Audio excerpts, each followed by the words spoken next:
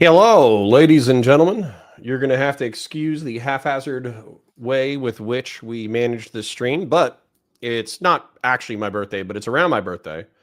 And I wanted to chill. I wanted to play video games. I wanted to hang out with y'all. And I wanted to probably do a debate review later. So, for those of you in posterity, of course, it takes a few minutes for people to get into the stream. So I'll, be checking out chat every now and then while I'm playing, but I'm just going to do a little bit of a warm up. Obviously I don't have a lot of time to play video games these days. I got a young family. I got 10,000 side projects. I have a full-time job, et cetera, et cetera. But I did want to shoot some aliens in the face. The original game plan was to do this with Stephen Bonnell II, Destiny, but he's busy doing Destiny things. So we're just going to shoot not animals. We're going to shoot Tyranids, which I guess is kind of like a form of animal, but we're going to shoot them in the face as a warm up, probably run that for about half hour to an hour, maybe do an operation or two. And then after that, I think we owe Weld QC John. He did a large donation a while ago. And Fearmonger says, holy crud, man, it's your birthday. Happy birthday. Well, thank you kindly. It is appreciated. DS Halcyon says, happy effing birthday. Well, thank you. I do appreciate it. And the point being, let me go ahead and get Space Marine on the screen. But I'm trying to think of what else. Yeah, so Destiny was kind of like, oh, I'm busy. I don't know. Like he's a busy fella. Obviously, he's had quite an interesting week. But I'm just going to hang out with you guys for a hot minute and shoot some Tyranids in the face. So let's do the entire screen for this one. Let's turn on the audio so you guys can get a little bit of violence. Let's add this to the stage. Let's get this out of here. Let's make sure it looks reasonable. Dono link for direct birthday gifts? Sorry, just let YouTube take a cut, man. I'm too lazy today. If you want to dono to me a different day, that's totally fine when I have time to make sure the Stream Elements link is going and all that kind of stuff. But to be honest, this is going to be lazy. Dimebag says, I'm going to be a little mean. Busy, aka sexting BPD girls. Well, everybody's got hobbies, right? My hobby is shooting Tyranids in the face. His hobby is texting BPD girls. It is what it is, all right? It is what it is. We all got our passions in life. RC says, happy birthday, brother. Well, thank you kindly, man. I'm sorry. So there's been this fantasy of getting more time. So when we first started the Discord, I'm going to apologize to my Discord members. When we first started the Discord, we actually did have like gaming nights on Saturday. We hung out, we played video games for a few hours, we talked shop, we talked about the channel, we talked about the Twitch and YouTube political sphere, and we would do that probably once or twice a week. Oh, thank you. Deus Halcyon gave me $10 for a super sticker. I believe Christian Valeris gave me $20. Thank you kindly. I promise to spend your money irresponsibly. So thank you kindly. The new Volkite pistol is good. Well, that's good to hear. But anyways, I was in the middle of an apology. So my apology is that it is, and I just want to make sure the stream's actually working. Yep. My apology is the fact that I haven't been able to hang out. Just having 2 kids, full-time job, trying to do the political stuff on top of the Warhammer stuff. I was supposed to release a video. Let me see if I changed to Bulwark just by selecting it.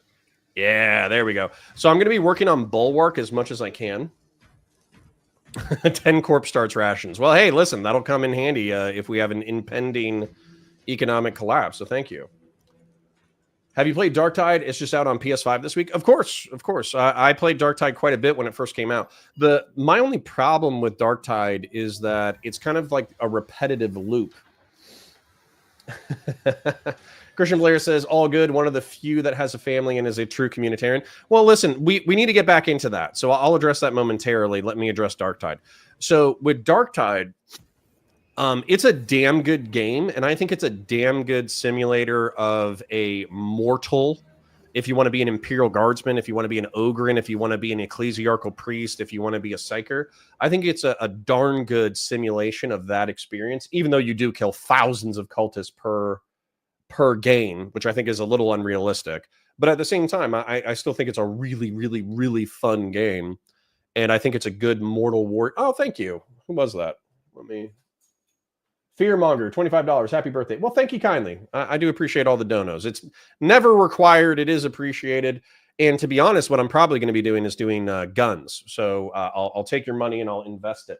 If y'all haven't seen my Twitter on CounterConnor on Twitter, I did post, where's the Bulwark? Why can I not be the Bulwark? This is pissing me off. I'll play the Assault. Current class is not available. Is it because it's such a popular class? Is that why? That's very frustrating. That's fine.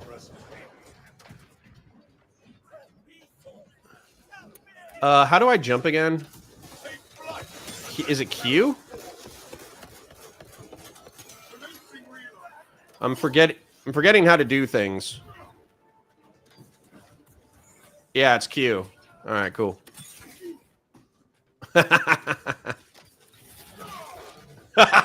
You're going to see me do that move over and over again. So what the hell was I talking about? It's only one class each? That sucks, man. I want to grind Bulwark.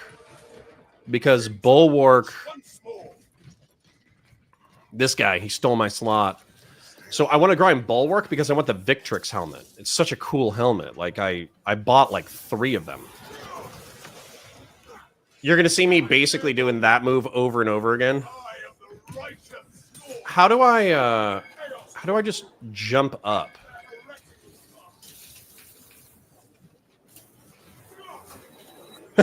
Dude, the hammer is so OP.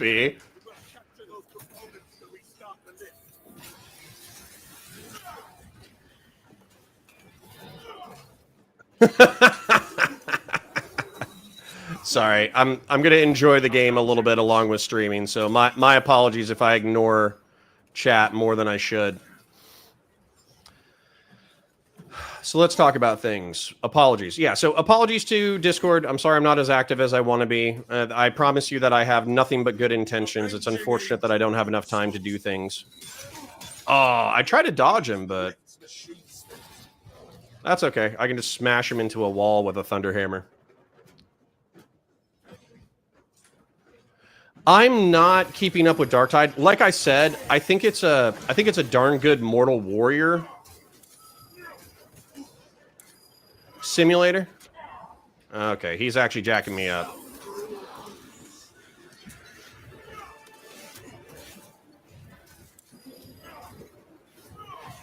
I knew that I was close to an execution on that one. That's why I stayed in the clinch and kept beating him with my hammer. But yeah, Darktide's brilliant. I do love me some auto guns. I do love me some human-sized bolt guns.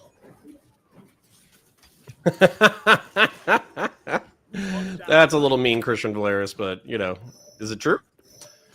Out of town, hanging out with some females. Hey, listen, you know what? You know what? We should all be so lucky, okay? Obviously, I have my wife, and Destiny Destiny has his gals to hang out with. We should all be so lucky to spend quality time with our female companions.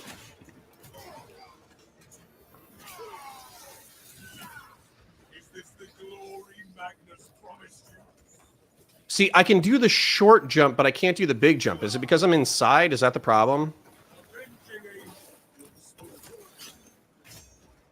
That was pretty sick, actually. I pulled off the quick time event shooting.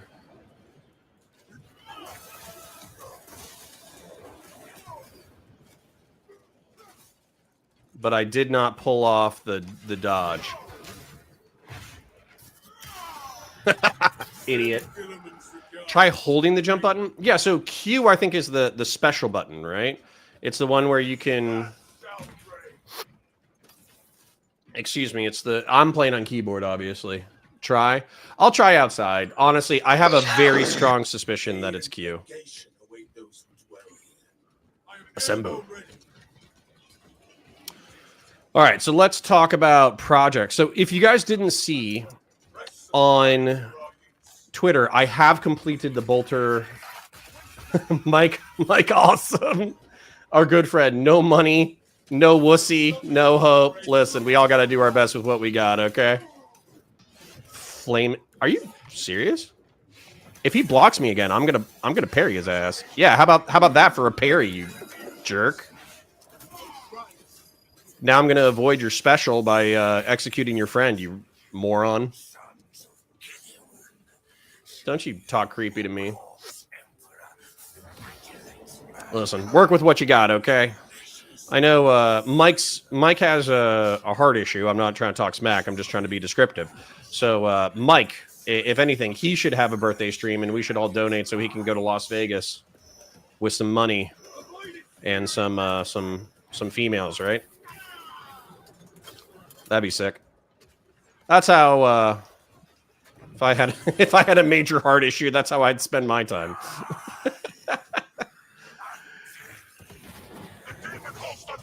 Las Vegas partying.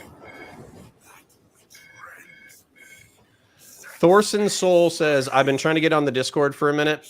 Well, my apologies. DM me on Twitter, CounterConnor, CounterConor. I'll send you the correct link so you can get into it. Well, even if I'm not nailing the flying thing, we can just do burst jumps and smack people.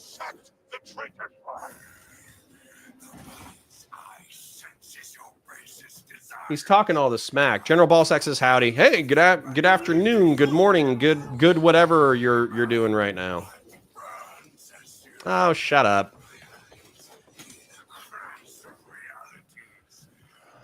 I hate Zinchians. They always talk so much.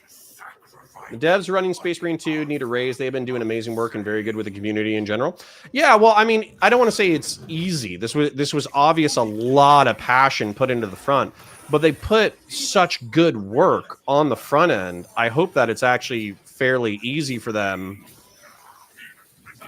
to keep up the infrastructure. Now, obviously, I want like new operations. I want like Death Watch kill team missions. I want this, I want that. But I know how much infrastructure goes into the back end. And so I'm just appreciative of what I have. Like this would have been mind-blowingly beautiful for me a year ago, 6 months ago. But now because I have it, obviously your brain kind of moves on to like, oh, I want more, I want more, I want more. Yeah, now I'm going to rip your heart out and explode it. How old am I now? I'm going to be honest, just because I think there is a little bit of psychology to it. I'm 37 now. So I'm old as hell. I'm staring down the barrel of 40. The Phoenix 2015 says, Warhammer question, what's your opinion on the Tau Empire? Better than the Imperium? Morally, sure. But they're also it's kind of like, what's your flavor of authoritarian? Do you like benevolent Chinese communism authoritarian BS, or do you like or do you like fascism, like the aesthetics of fascism, right? And so for me, I obviously prefer the Imperium. I prefer the aesthetics. I prefer the morality. I like all that kind of stuff. But if you wanted to cosplay or role play as the quote unquote good guys, then yeah, you could do Tau, particularly Farside Enclaves. I think Farside Enclaves are probably the closest things to a good guy that you're going to find in the Warhammer 40k environment.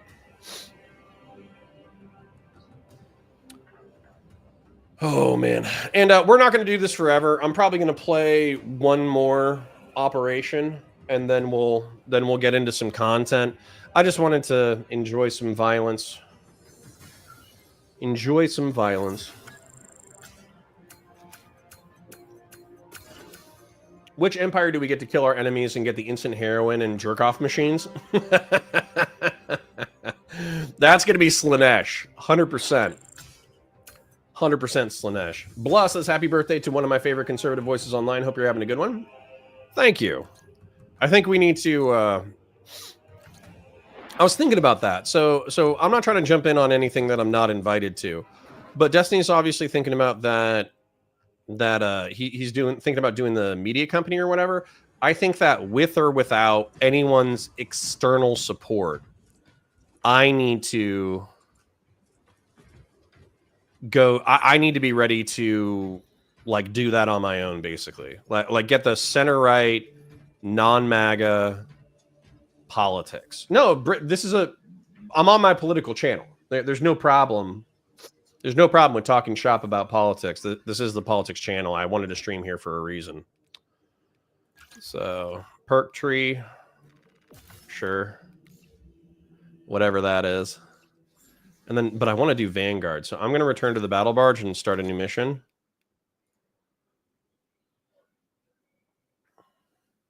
Pod Save America put on Hassan, lol. Dude, the liberals are doing a horrible job of gatekeeping right now. I think Hassan was on CNN or something. I think CNN did a piece on him. It's crazy. So the lesson that all the libs learned from the past thing is that they catered to the crazies too much. And then by the time they moved back center, it was too late. So the lefties effectively backstabbed them in the election. And then they lost the election because when they tried to shift back center, it was too much ground to make up too quickly. That's what a lot of liberals have effectively been saying. And you know, when it comes to Hassan or whatever, him getting all this mainstream traction is actually insane, considering the amount of crazy shit that he has said and done.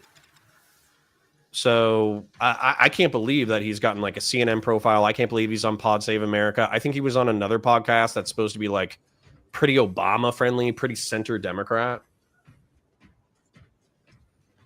Yeah. So yeah, you need to be charismatic. OG Cicero says also just Kamala was always unlikable. Look at who the Dems had success with: Kennedy, Clinton, Obama. Yeah, so I think you need to be charismatic.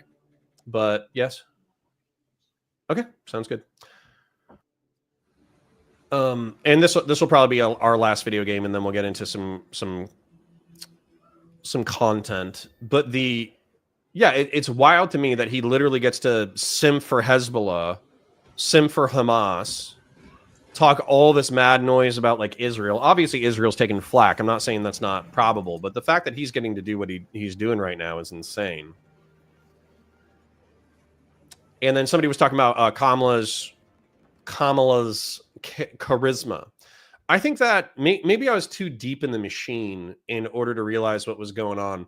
But on the interior, there was kind of this ironic Kamala is the drunk wine aunt, but that's actually a good thing. And it's okay for her to be silly and gregarious and kind of like cringe. Because like if you're cringe, but you embrace the cringe, that's fine. Like that's part of the reason why Trump works.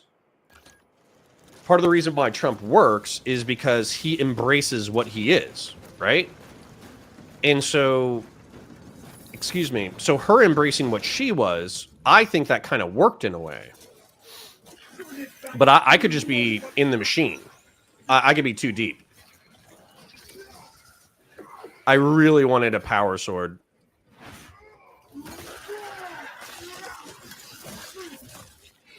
Yeah, most people don't know dick about the economy. It's true. Mike Awesome is saying that they should have tripled down on Waltz. I agree. Waltz actually does seem like a truly charismatic person. So I get that he had, which was hilarious watching the vice president debate, because I was half expecting to Waltz to do really, really, really well, but it seemed like he was like nervous or something. So, so who was it? Vance, just he channeled his inner autist, right?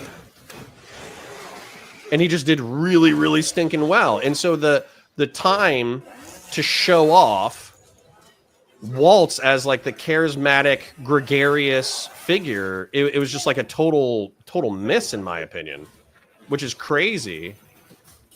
I pressed F.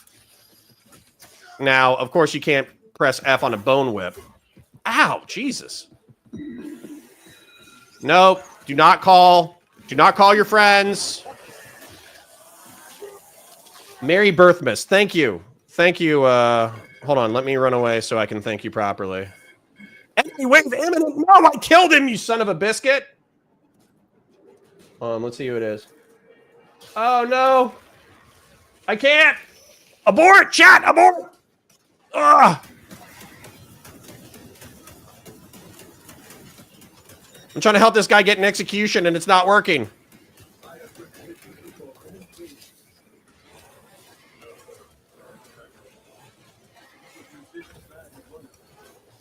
Give me an execution! Are you shitting me? All right, thank you. Chainsword's really nasty.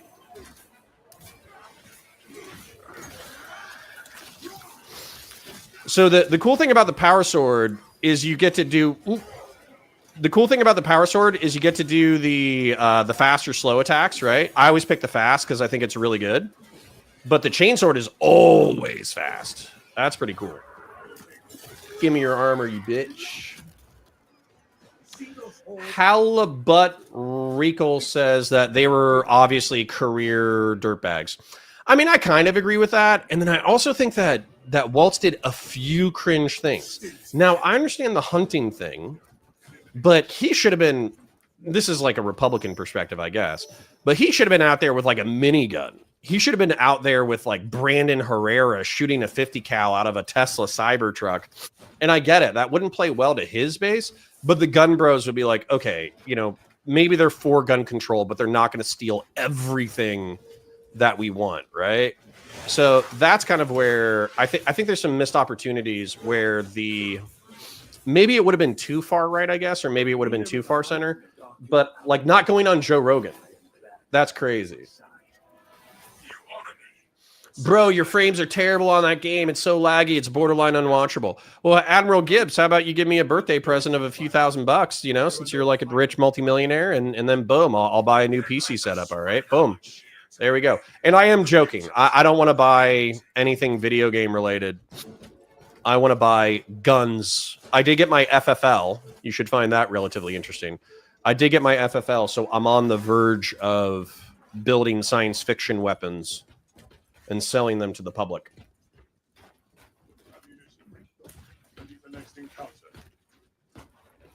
I wish they had the swap out so I could get the sword. The power sword is really where it's at. Nah. Oh yeah. So Brandon Herrera is actually not a great political commentator at all.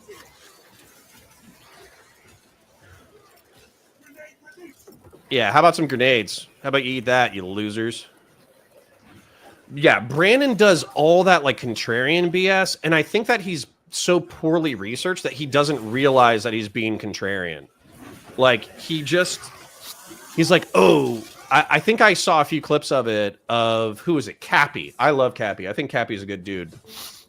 But Cappy went on to whatever podcast, Unsubscribe, the Unsubscribe podcast, and he was talking with Brandon Herrera, and Brandon Herrera just had all those, like, libertarian, fiscal conservative, we're giving Ukraine too much stuff talking points. And Cappy was like, no, that's dumb. What are you talking about?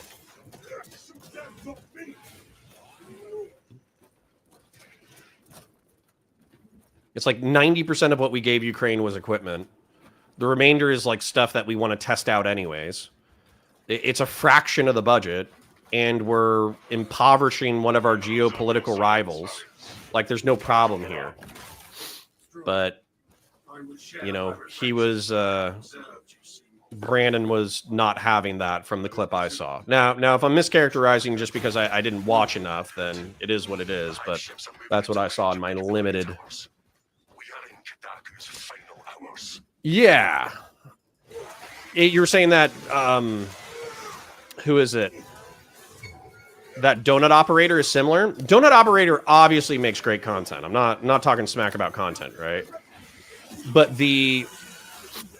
excuse me. But Donut Operator actually would respond a healthy chunk to my DMs.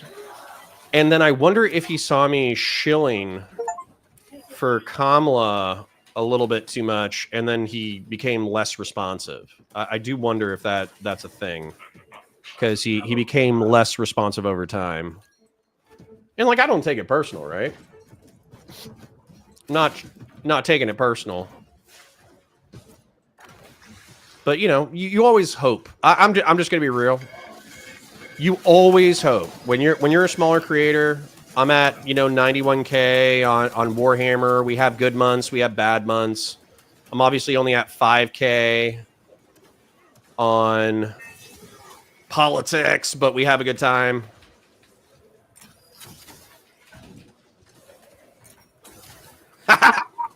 Two perfect dodges, followed by that is the move.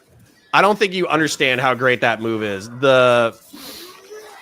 The sprint stab is so satisfying that like it makes the game for me. That move right there. Oh, Grassroots, thank you for the dono. Grassroots Touch Bun says Herrera is a midwit, so is Donut, but the co-host Fat Electrician is dope. Fat Electrician is so dope. That's actually... So I'm not agreeing to everyone being a midwit. I don't want to be talking too much smack. But the... Ooh.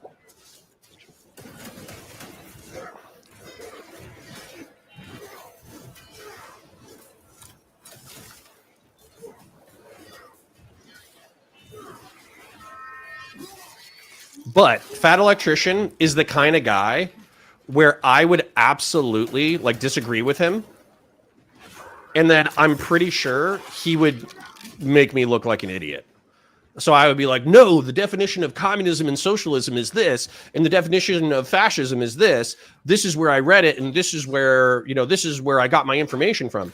And he would be like, yeah, well, I've read all the primary sources, and this is technically the definition according to this, and this obscure person from history. That is actually how I would expect a conversation with Fat Electrician to go. Like, I expect to walk in super confident and him to fucking own me in the marketplace of ideas. Dude, that move right there. The sprint and then the dive with the sword extended is so nice. Watch this. Sprinting. I love that move. Also, watch this. So you can do a couple of things, and then you can hold the sword. Hold on. Hold the sword. Dang it. I'm messing it up. But I think you can attack and then pause. And then you strike the ground like that. You basically do a power strike. It's so sick. That dude just got owned with that move. Wonder why there is a ceasefire in Israel? Because Israel... I hate to be so rude and mean, because obviously I do have Muslim... I do have Muslim audience members, and I do have Muslim friends. Like, I like Ali. I like Gassim. I like a whole bunch of people. But I think that they view it through kind of like a tribal lens where the Israelis are obviously genocidal freak monsters who are getting away with murder because they're allied with the United States. And then the Muslims, despite their flaws, are actually, even if their tactics are terrible, their cause is just, right? That's the way I think that they might not agree with that characterization, but that's the way that I perceive it. And so what I think is kind of not funny, but ooh, that guy, he earned that. I went into a shot animation and he still got me. Turn around, get that guy. I love that move. Excuse me. What's the goal? Find and eliminate invasive material. I thought it was all up here. Ah! Idiot.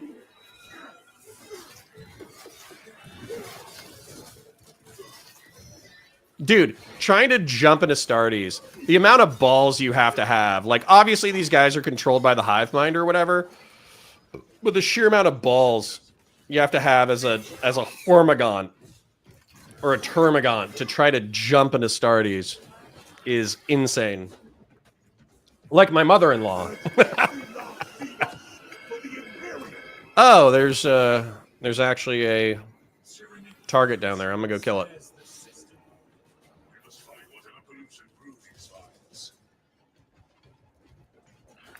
Did we eliminate?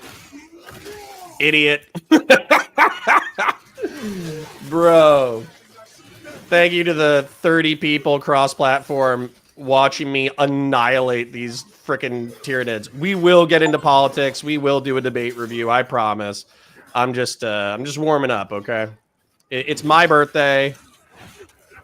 I'm gonna rip Tyranid heads off. Thank you for the 50 sec. First time I managed to catch a stream. It's so refreshing to have a more conservative voice that hasn't gone insane for Trump and Russian propaganda.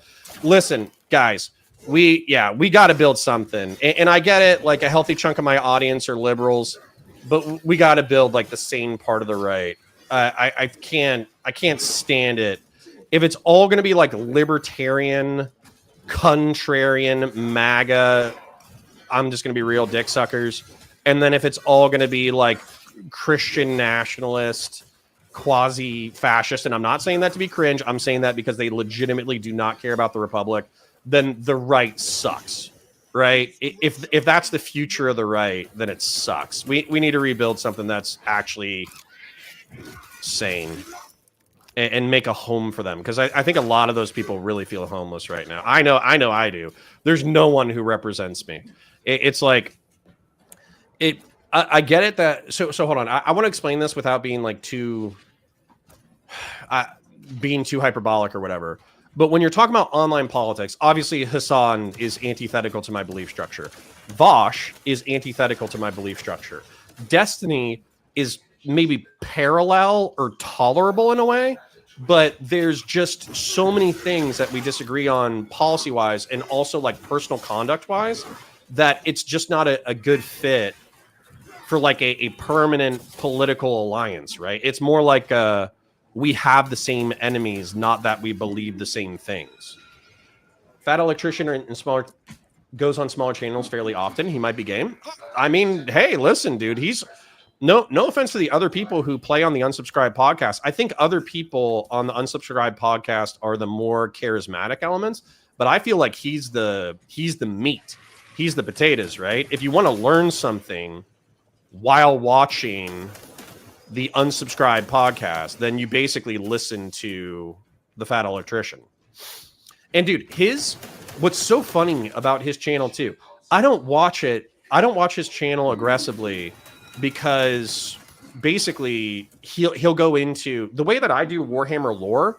He does real world militaria and history, right? But if he does a short, like a 1 to 3 minute short, even if I don't want to get sucked into a historical moment, sometimes I'll just become transfixed by his cadence and the topic matter. And then as a result, I find myself like watching like 2 or 3 of his videos and I had no intent. Like I didn't want to consume something meaty. I came on for stupid chud logic drama. I didn't want to engage with some militaria. And here I am, 15 minutes later, having consumed a bunch of like hard history and military history. It's crazy. Vessel detected. Sharing the divine blessings of the machine. Rothbardy says Admiral Gibbs, the liberal going at the speed limit. You do understand that is what conservatism is, right? So you can disagree. You can believe that like conservatism is Christian traditionalism, or it's like I don't know, just like reflexive anti-progressivism, but that's not what it is. Like philosophically, you're just kind of creating your own weird reflexive bullshit. One issue voter. Yeah, the Republic. Yeah, if the continuation of the Republic and the rule of law of our country is one issue, yeah, that's the one issue. The perpetuation of the Republic as a Republican. Yeah, sorry, that's kind of an important issue. And I love too. Sorry, I'm getting a little pissed off now. This will be my last mission. We'll get into politics, but like, I love how it's like, yeah, the one issue is the perpetuation of the Republic. Oh, you care about the rule of law? Lol. And then also too, like the Democrats ran so far center in this election to try to appeal to people who actually cared about the rule of law and democratic governance and securing the border and all that kind of stuff. Now, you could say that they're liars. They're just lying to you in order to get your vote. But they were speaking to all of the values, all of the policy that you supposedly cared about, like securing the border and building a fair economy. They were talking to that, and you just didn't pay attention or care. And I seriously, I think it is the Democrats' fault, by the way, because basically I think a lot of people had PTSD from 2020 because, no offense to the lefties, but like the summer of love was insane. Like having Democratic city leaders be like, yeah, Chaz Chop is kind of cool. Like we like having hippies in our city taking over entire blocks and denying first responders access. We don't mind that a bunch of businesses are taking financial hits in order to accommodate these effectively like Pacific Northwest hippies who have become like militant psychos who took over a block, like a few city blocks. Like the fact that was like normal and not massively shit talked. I think a healthy chunk of the center who did lean Trump this election, they effectively had like PTSD from 2020. I almost guarantee you that's why I think that's part of why my appeals fell on deaf ears, because they were like, fuck you. You know, you might be saying this now, but I remember 4 years ago you were saying some wild shit. And like that wasn't me saying wild shit, but I was effectively backing people who had said wild shit. And so like I get it. Like if somebody flips that hard in 4 years, it's kind of hard to forget how hard they flipped, right? So that was before the 2020 election though. I mean, I agree, but I don't think Trump lost 2020 because of like how good the Democrats were. I think Trump lost 2020 because there was like the greatest economic calamity since the Great Depression. So, you know, I don't think I don't think the Democrats won. I think Trump lost. Right. And so that means that 4 years later, you can't just talk about how the other side's bad. You have to have a positive vision for the country. And I think the truth is that as crazy as COVID was, and as many people memory hold that time in Trump's presidency and also January 6th and all that crap, I think that you can't just say January 6th, January 6th, January 6th. I think you have to have a positive vision for what's going on.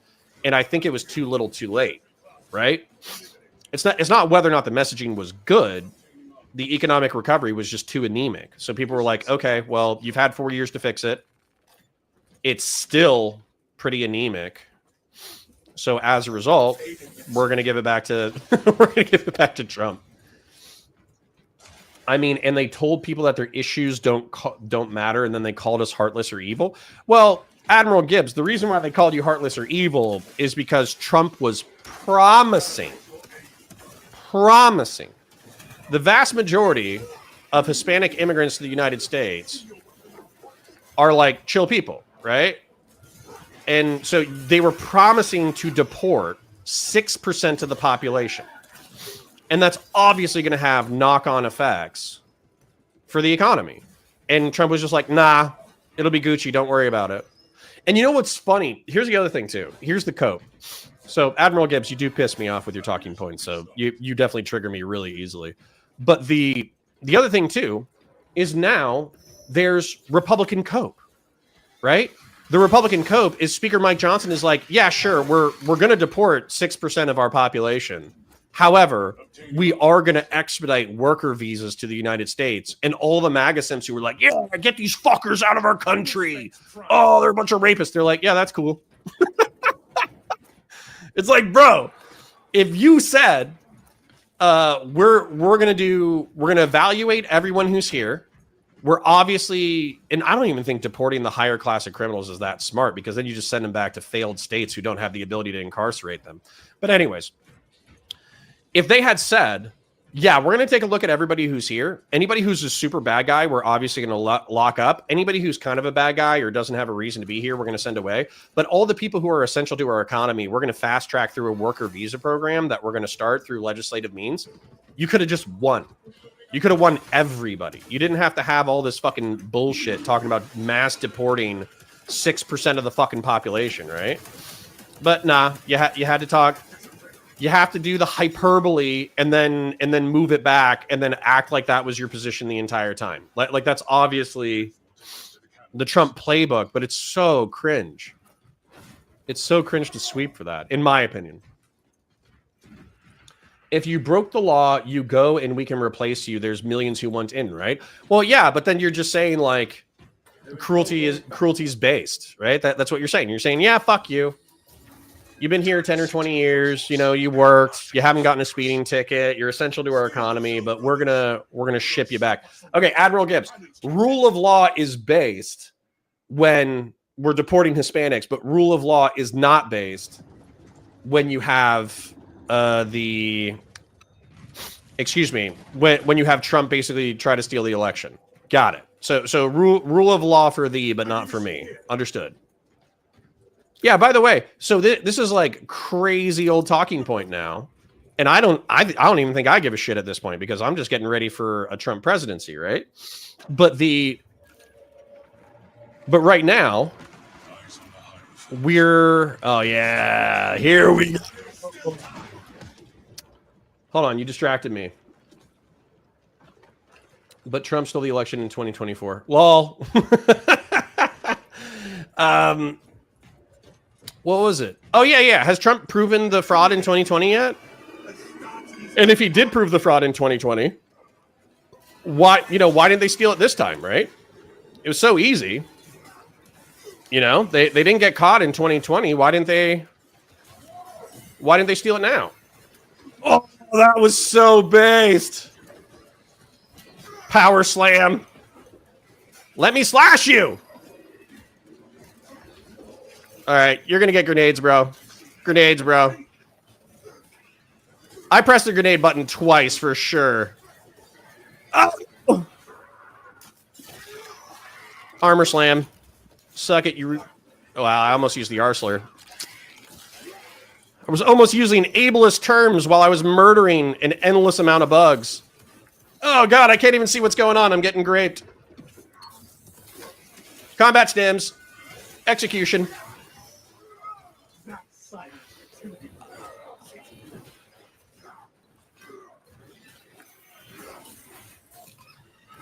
Killed that one.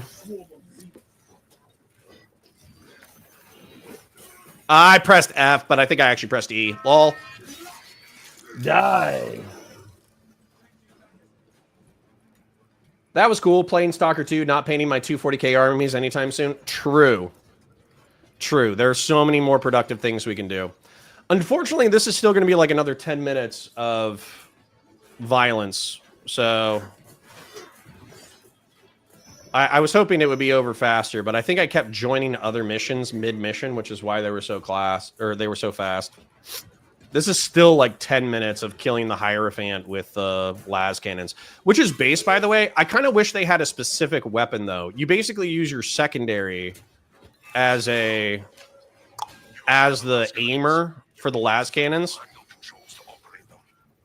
which is okay, but I wish there was a specific button. And last time I was playing with a kid and I let him do it, so we took like an extra 10 minutes because he didn't know how to aim the las cannons.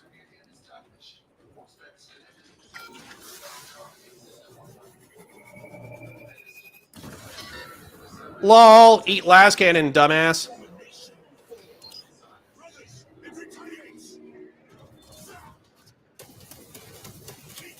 The plasma cannon is so OP. I love it.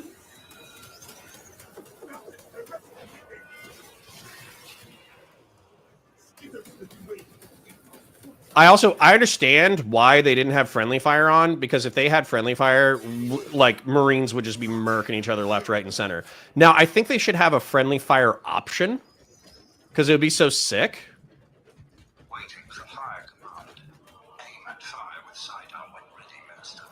Yes, sir. Where's the Hierophant? Where is it? There it is.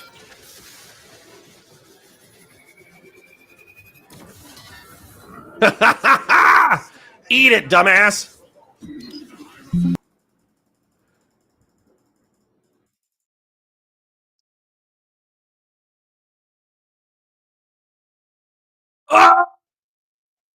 Oh, no. Oh. Wow. Raped.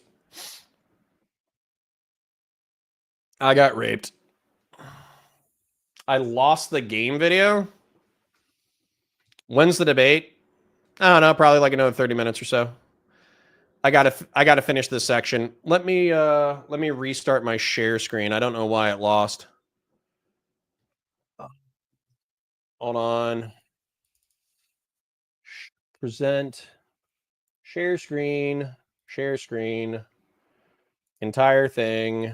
This page with audio. Share. Add to stage. And then you guys should have it. Is that it? Cannot see on YouTube. Let's make sure.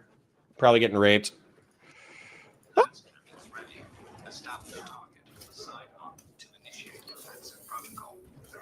Getting raped. All right. Do I have it? No, somebody else has it. We got it. It's small. Listen, guys. This is a hard politics stream, okay? Shouldn't he... Defensive positions! And by that, I mean run away.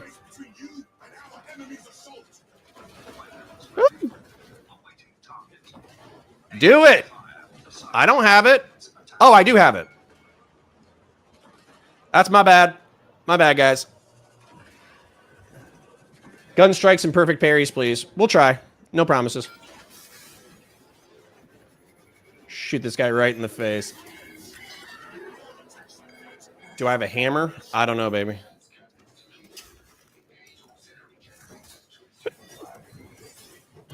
Excellent. What did you get? Oh, thank you, baby.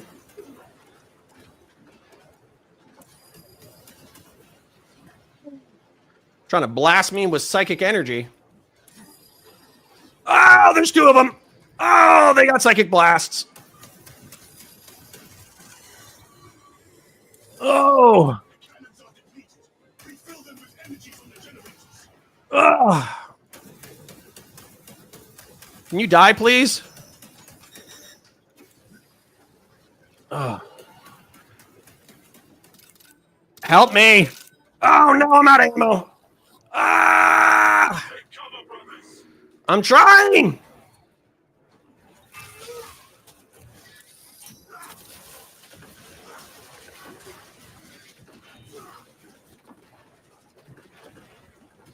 Cover me.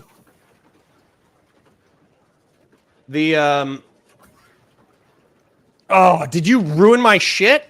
He ruined my shit. Come on. Come on. Come on. We did it. Oh, I'm taking damage. Oh, and I'm out of ammo? Son of a bitch. All right, I'll get ammo. I'll go save my friend. All right, he got him. I'm going to try to kill this guy. He's a pain in my ass.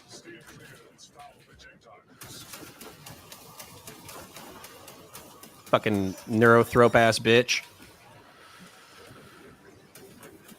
Yeah, come here. I'm going to execute you just because I can. All right, sorry. Antenna lady is not happy. Dude, I hate the antenna lady so much. She sucks so bad. I hate antenna lady. But we should be doing okay. Yeah, we're like a halfway, 2/3 through. Federal service doesn't just mean U.S. military service. You don't want everyone serving in the military. Yeah. So, guys, we're kind of...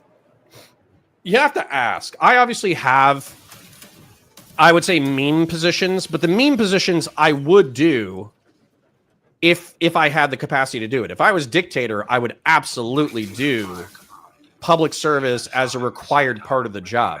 But you have to ask if your cure is better than the disease. And the disease right now is I would say, a fairly unpatriotic, anti-American public who has been propagandized by people like Hassan Piker into hating their own country, right? And I think we have plenty of sins, right? I think it's okay to be honest about America's sins. But at the same time, I think we just have to openly talk about, if we talk about the sins of the United States, that's what I'm going to do that while I'm playing. I can't focus on chat too much just because it is a boss fight. But if we're talking about the sins of the United States, one of our sins is the Vietnam War, in which we sent we sent draftees to a war they didn't want to fight, and we got 55,000 of them killed. Okay? That's one of our sins. But the sin, the solution to that is a volunteer army and being honest, like, hey, that was kind of fucked up, right? Like, we think that defending the world from authoritarian communism is a necessary part of American culture and what we stand for as a society. But we don't think that is, we should be having a volunteer military force. That way people who buy into the American project actually are the ones who fight our battles, right? That should be what we say. Just walked right into the bone whip. There's so many bad guys, dude. We're getting graped a little bit. I pressed F too late and too early. So that should be the solution. Now, do I like my solution of making everybody do 2 years of public service? 100%. But the cure is almost worse than the disease, right? I'm trying to think of what else. What was the next one? Oh, the sins. Selling weapons of mass destruction to Iraq in the 80s in order to counter Iran, and then condemning a bunch of drafty Iranian people to horrible death by like sarin and anthrax, and then using that as a pretext to invade Iraq 10 years later and getting another, 10,000 American troops and tens of thousands of volunteers killed. That's another American sin that we need to be honest about. So anyways, the point is, like, if you want the United States to be fought for patriotically by its citizens, then you need to be honest with its citizens about what you're doing and why. And you need to earn their loyalty. And right now, our upper class they haven't earned our loyalty at all. Whatever I was in Iraq as you were, what does that have to do with anything? What does it have to do with what I said? Oh, run away.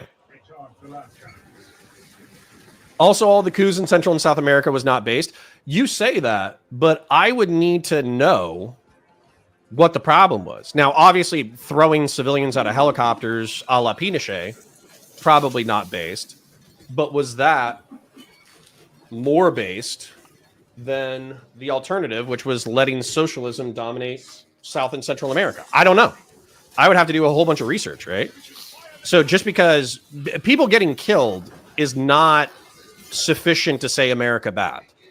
Everyone kills everybody, right? Right? Like that happens. Ooh, I ate that artillery strike.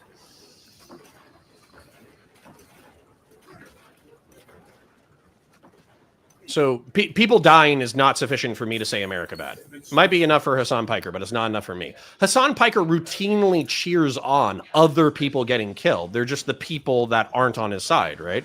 Now, people getting killed isn't good, but if we're talking about communists getting smoked, or if we're talking about like authoritarian leftists getting smoked, if we're talking about their revolution getting precluded, then I don't know if I care about that. Gotcha. Yes. Watch this. Watch this. Quad las cannons. multiple quad las cannon emplacements, taking out the tendrils of the Tyranid fleet. That is based. What's funny is we lost like 3 or 4 people, but we're actually about to. I'm about to eat and start the content. That's what we're about to do. Don't send. A lot of those coups could have been avoided, similar to Vietnam, if we could have helped building those countries, as long as they don't help from China or the Soviet Union. I agree with that real quick. I agree that we basically... I had a conversation with a gentleman recently who was talking about how we need to focus on South and Central America as our spheres of influence, and we needed to develop them. And I agree totally, man. If you look at Maslow's hierarchy of needs, it's so clear to me anyways, that security needs, food, shelter, water, right? Security needs, being physically secure and financially secure. Social needs, having a vibrant community with which you're happy to engage with. Ego needs, being able to achieve higher goals for yourself and your family related to money or egotistical driven stuff, right? And then finally, self-actualization, becoming the best person that you can. Those goals are so clear to me as far as like what every human being should be enabled to do, regardless of whether or not they travel down that path to the maximum degree. That's what they should be enabled to do. That making sure that Central and South America have access to the basic needs of human life, making sure that they have basic security needs met, and making sure that it enables a thriving social culture that also enables high-level economic achievement. That's so obvious to me as the path forward. It's almost like a religious vision. I kind of can't believe that we don't enable that actively. Now, maybe we do. I probably need to talk to some folks in the State Department to see what they do on a day-to-day basis. But to me, the fact that that's not like the priority and the model is absolutely insane to me. So I'm just logging back into Space Marine 2 real quick. I'm just going to check and see what I earned for the Bulwark class. Then we'll do a debate review. Weld QC John is not here right now, but he wanted me to go over the Tale of Twin Rabbits debate. If somebody else has any suggestions of like recent drama or recent debate that's really hot that they want me to go over, I'll consider it. But Weld QC John actually did donate like $50 for us to take a look at that. And so yeah, so we're probably going to do that. But if I see something else that's hot, maybe I'll do it. I am going to eat, but I promise to mute myself so you can't hear me, and we will find content to listen to before I start eating. So I promise not to abandon you to random mouth sounds. I hate whenever streamers do that. It drives me crazy. But I'm going to pull the Hassan Piker meme and be like, "What? You just want me to die? You don't want me to take a break so I can eat while I put on a TV show for you to watch? You just want me to die, chat?"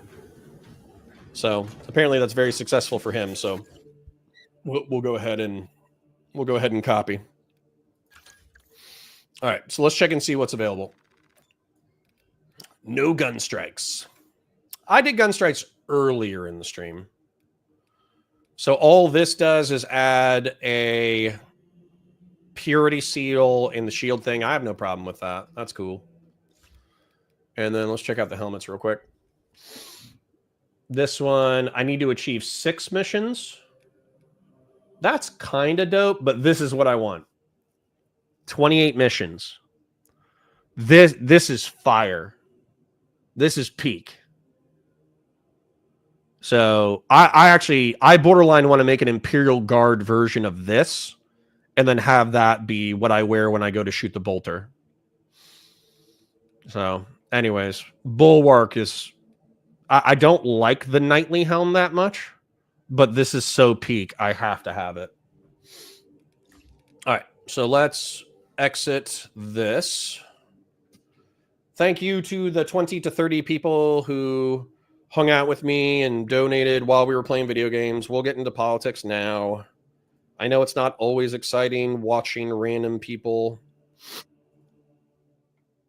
play their video games and chat shit and not pay attention to chat as much as they should and all that kind of stuff, but I had a good time. That's what counts, okay? It's my birthday. It's my birthday, okay? So let's go ahead and stop this screen. Let's present the other screen now. We're going to flip it around. Share screen, entire screen with audio on the second screen. Share. I'm going to show you guys my bolter before we start.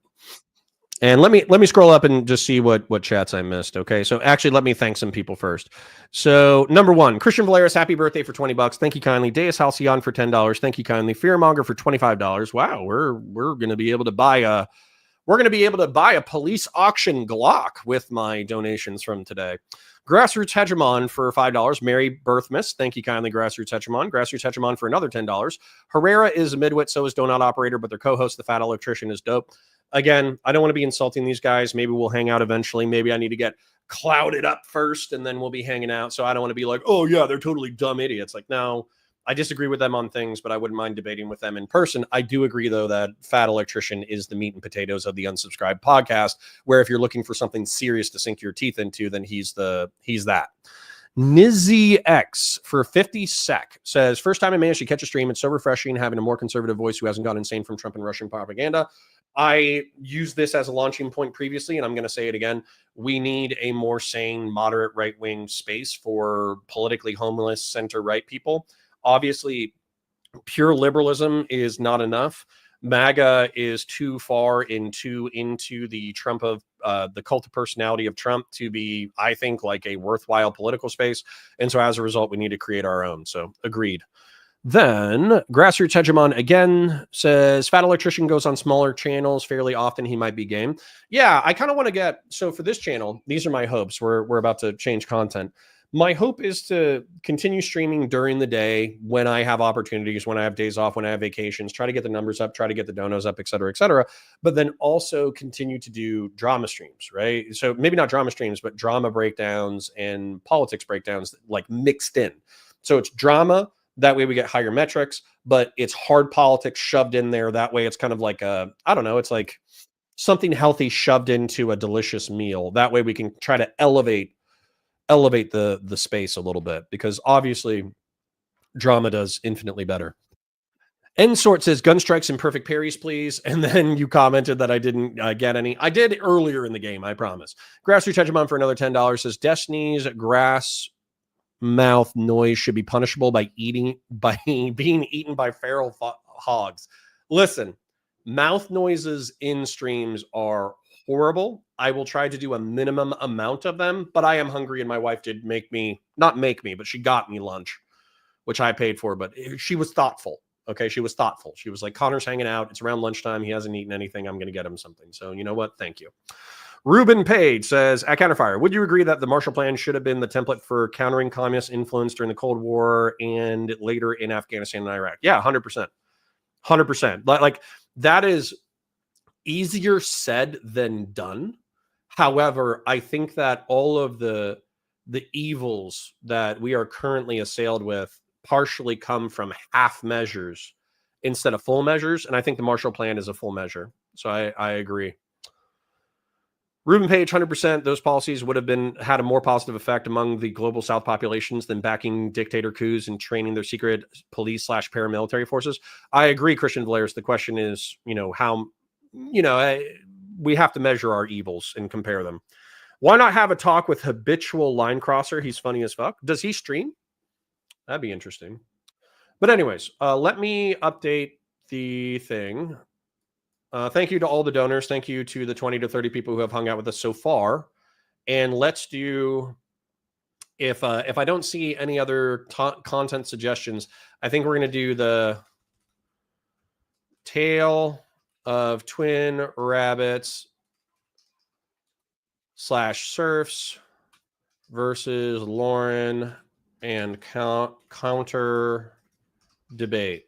This is going to be, I'm going to take so much psychic damage from this, but at the same time, obviously, like, Lauren is topical right now, and also Weld QC John gave us, I think, over multiple donations, I think he gave us between like $20 and $50 to review this. So it's not like a crazy amount of money. I'm not like, getting naked for that amount of money, but it's enough to warrant our time and interest.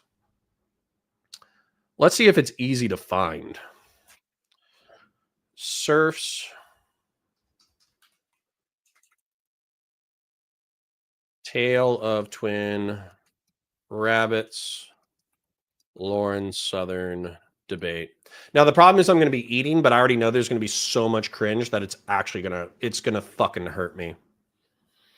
This is going to hurt me. So hold on. That's my recent queen,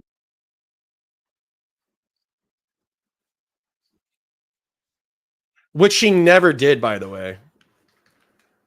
We're gonna take so much psychic damage, ladies and gentlemen. Are you ready? I am not ready for the amount of psychic damage we're about to take. It's gonna be horrible. I can believe that you guys are making me do this. I can believe it, but it's gonna hurt. Well, QC John, I have a chainsaw in my hands. Oh no. Now we have to do it. There was a part of me that was like, oh, this is going to be so bad. I don't know if I can do it. And then, well, QC John, as soon as I'm hesitating, he's like, I'm here now. Damn it. Damn it. Phoenix says, yes, every Friday. HLC does. All right, cool. Hey, Connor, how are you doing? Multiculturalist James says, I'm doing well. Happy belated Thanksgiving. Hope it was a good one. It was. Grassroots Chetramon says at Counterpoints, HBL does stream. He also talked recently to Ryan Macbeth. Maybe Ryan could get you in with some of the unsubbed fellas. Yeah, all those people are good. I just, I think I'm just going to be real, okay? My stream, my birthday, I'm going to talk as nonsensically as I feel like, okay? I think the problem is, I've obviously invested a lot of time and energy and thought into the Warhammer channel. And as a result, I developed a formula for content that is replicable and people enjoy. And so as a result, if I take an unpopular product and I break it down, I'm going to get between 10,000 and 20,000 views, which is not great, but it's respectable, right? Then if I break down a popular product, then that could be a few 100,000 views. I have some videos that are pushing like 500,000, 750,000 views, right? But I have a formula, I have a product, it's predictable. The problem with the politics content is if I was live streaming all the time, I would be doing the too long didn't watch breakdown, similar to what we're doing right now. I would take the juiciest, hottest, sexiest debate and drama content, and I would just watch it, pause it, break it down every few minutes, and I would just repeat that similar to the way that Queeman and Chud Logic do right now to actually decent success. Now, the problem with that is you need hours and hours and hours to do that, and I just don't have enough time or money to go full time right now. Unlike a lot of streamers, I don't have just myself to support. I'm not single. I have 2 kids, a wife, a mortgage, 2 dogs, all that kind of stuff. So my financial requirements are higher than I would say the average person who goes full-time streaming, right? Then when it comes to YouTube pre-recorded videos, sorry if I'm boring you with details, but again, it's my birthday, so I'm going to do what I want. The problem is that it's easy to do a 10-minute rant about a hot drama that people click on in order to just see your take on it. That's easy to do, but you have to do it 3 to 5 times a week. If anything, you should probably be doing a minimum of 1 of those videos, if not 2 of those videos a day, in order to get into the algorithm. And I just don't quite have that time. And so then it becomes a question of like quality versus quantity. Do I pander to trash drama and just churn out 10 or 20-minute videos with my breaks, my perspective on what's going on in a hot drama? Or do I focus on quality and then try to actually put out something that has a little bit of substance to it? And so it's a difficult, I haven't fully answered that question, and I think the channel suffers as a result. All of that to say that I think that other YouTubers want you to have an established formula, presence, respectable metrics, and kind of like a presence on the internet before they're like, oh yeah, I'll happily come on your stream or whatever. Because there's a lot of people who, let's face it, they're not going to make it. Okay. They're either not going to make it as content creators, or they're going to do something super cringe. And so as a result, it's not worth it for bigger creators to stake their social clout on somebody who's quote unquote not going to make it. All right, checking in with chat, and then we'll start the content, and I will mute myself and eat. General Ballsack says, Ruben Page, we did a ton to prop up folks in Iraq. There were issues, but I'll never forget how much I liked Indians, cooking beef when I was off mission. Very true, very based. Will QC John says, my birthday was Wednesday. Well, happy birthday, man. We're actually, we're birthday neighbors. So I'm just going to go ahead and share. I am 37. So I'm staring down the barrel of 40. It's going to happen. Yeah, 100% lean into your core strengths. That's the thing, though, is like in my opinion, I have several. I am not as good of a debater as Destiny, and I don't think I have the charisma of Vosh or Hassan. I think I'm actually kind of like a drier personality, but I can have my moments, right? This was one of my moments. And so then the question becomes like, do you talk about, again, inane drama and then try to put deep stuff into it? Or do you, I'm trying to think of what else, but that's the calculation I'm doing in my mind, and I don't have a solid prediction.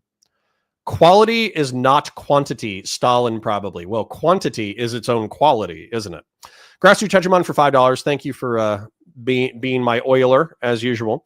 What's all this worry about going full time? My super chats aren't sufficient to keep you a kept housewife. The ingratitude is unreal. True. Well, Grassroots Hegemon, I don't know how much money you make. I don't know if you're an engineer who makes like $100,000 a year and you just got to donate or whatever. But let's just put it this way: I have some business ideas that I need to talk to a multimillionaire so I can just find my sugar daddy to be like, yes, do that, go, and then I just attack it. Well, QC John says I turned 43. Well, thank you for blazing the old person path for us. I do appreciate it. Grassroots Chechaman says your conversation with Curtis Yarvin was extremely valuable, I think. See, that's interesting that you say that, because that's another one of those drier ones that doesn't do as well. But I had a great time, and I think Curtis is an interesting fella, even though we massively disagree on a buttload of stuff.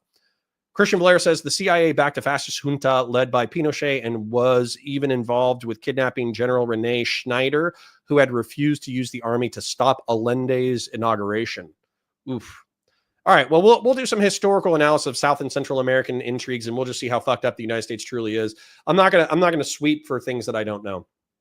But Bud123 says I'm 26 and turning 27. Well, I know you're staring down the barrel of 30, but to be honest, that's kind of like a baby to me at that point. And I'm not trying to be condescending. I'm just trying to say that, like, you have so much to live that if I was at 26 again, there's probably half a dozen to a dozen things that I would do wildly differently in order to put myself into the best position by the time I'm here now.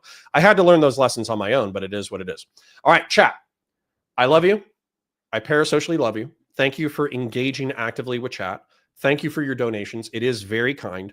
We are going to start the content. I'm going to mute myself and eat a little bit. Okay. I'll try not to eat so much that I get gross, but let's start the content. Let me know if there's any audio issues. And if I start talking and I'm still muted, let me know. I'm going to give us all a moment to set up. Since I know a few of us are a little boomery when it comes to technology, so you can take a moment or two. No worries. Not pointing to anyone specific. Not pointing to anyone in specific. Oh, well, absolutely. Just wait. Okay, I'll call them out. They're Canadian. That helps you. Yeah. So that's only like what, 3 people? All right. Perfect. Good to go, guys. Wonderful. Okay. I would like to welcome everybody to this event. I was brought in about 2 days ago, but I'm happy to host it. It is going to be on a host of issues, many of them Canadian-centric. So as an American, I'm going to feel a little left out of the subject matter. Our bacon's still better. I'm going to go over a few of the basic rules of my show. My show's a little different than most, is because I'm a more of aggressive moderator than most. If people are interrupting too much, I will go in to make sure that people can clarify their positions and points. So if there's ever a point where I think there's too much chaos going on, I'm not going to let it be blood sporty. I will jump in to assert myself. When I am talking, it is not to make a point. I'm not going to randomly come in to make fun of Lauren Southern for playing League of Legends. I will just come in to... Do I think, Christian Blaris asks, do you think that Lauren could have ever predicted that she would have fallen in love with a liberal institutionist named Destiny? Here's the thing. I'm going to be real, okay? I think that they obviously knew they were incompatible before they started being even friends. I think they knew they were incompatible when they started a relationship. I think that the reason why they were attracted to each other is because they're both in a similar space. And what I mean by that is they are both streamers and YouTubers. They were both successful at a very young age. They were both hated by large swaths of the internet, and they both had interpersonal drama related to their personal lives that, if it kind of got out, it would be potentially detrimental to their public persona. Now, for Destiny, he doesn't care about that because he capitalizes on whenever he's in a public drama. However, with Lauren, obviously with a more conservative tinge, she might not be like the giga trad wife, and she might not all of her audience is like giga trad schizos, but there's a substantive portion of her audience that are giga trad schizos. And so as a result, she had much more to lose from a public outing of her divorce, her having a child, her having to move, moving to Canada and staying in Canada while her husband stays in Australia, her eventually breaking up and separating with her husband, and then all of the online hate that she had received for criticizing conservatives as well. So I think she's still, just being honest, I think of Lauren as a friend. I think of Destiny. I'm just going to be real, even if he doesn't reciprocate. I think of Destiny as kind of a friend. So I'm going to talk a little bit of shit about him from like a creator standpoint, but I still think they're wildly interesting people, and I do want them to do well. Okay? Worst thing I've done. It is the worst thing you've done. So I am going to purely be moderating. Now, my rules include, of course, nothing against terms of service. I would like to keep my job. Please do not delete my job from the internet. The second rule is we will not be attacking people's immutable characteristics. So you will not be going after people's, whether they're a race, religion, anything of that sort. So if Lance wanted to make fun of Connor for his belief in whatever weird religions in Warhammer 40K, he cannot do that. It is not allowed. Another rule of mine is that no slurs are allowed on my show because I find them unpleasant and not productive for conversation. Are you allowed to make small jabs if you want to? Yes, but I would encourage you not to. I don't think it's productive, and I think it makes you look silly. So that's just my tip from me to you. Other than that, we will have a 2-minute intro and 2-minute outro segment. So if you prepared for a longer intro, you can use some of that prepared content for probably your outro. If you thought it was going to be 5 minutes, for example. Is there anything I'm missing from normal rules? Oh, one last thing. I have a chess timer. This is different from most debates where I will keep track of, I know it's of both sides, how much time they use. So if later in the discussion, people are trying to get in and I see that one time has gotten an inordinate amount of time in comparison to the other, I will make sure to give one side a few more speaking opportunities so we can balance it out more so each side is represented. Is there any questions about any of the rules that need to be clarified? No. Okay. All good, Chief. Wonderful. Did somebody just start streaming? That's my fault. Oh, no problem. I Okay. have corrected. So before we do the intros, I just want everybody to... Wrong. Okay. Rothbardy. Lauren's sister is the better Southern creator anyways. Dude, okay. This is another thing too. Insight into how Lauren Southern can't be like a crazy tradcon, Christian nationalist, whatever. She can believe whatever she wants for ethno-nationalism, Christian nationalism, whatever. However, her sister is like an Instagram e-girl DJ. Okay? So like, and they love each other. They post on Instagram, they're hanging out at parties, they're drinking wine, they're chilling together, all that kind of stuff. And so for you to think that Lauren Southern was going to be the leader of the fascist revolution and that she was going to put her own sister to death over her like social degeneracy is not connected to who she is as a real person. Now, maybe she leans into, kind of catering to the dissident right-wing schizos or whatever a little bit by not calling them out. However, there is no world in which Lauren Southern would condemn her own sister to I don't know, like the Sister Wives, whatever that crazy show is where you have to get pregnant by people. There's no world in which she would pick Christian nationalism over her own flesh and blood. I do not see that as a realistic possibility. What's her Insta? Hey, fuck you, Biz D. Go find it yourself. Christian Valaris. But the sectarian violence between the far-right junta and the leftist paramilitaries funded by Soviet Union was raging long before the U.S. was a direct participant in the junta. Well, there you go. So we'll obviously explore South and Central American violent politics another day. Let's continue on with this one. introduce themselves. I don't want to whittle down your time for your prepared statements, so I'm going to give it to Connor to introduce themselves and shout themselves out first. Yeah, hi guys. My name's Connor. I identify as centrist or center right. I'm a law enforcement veteran, a military veteran, and a science fiction, philosophy, and religion nerd. So if any of that interests you, you can just go into YouTube, type in Counterpoints Common Spelling. You can find my content there. That's pretty much it. So thank you for having me, Dylan. Thank you for hosting. I sincerely appreciate it. Wonderful, no problem.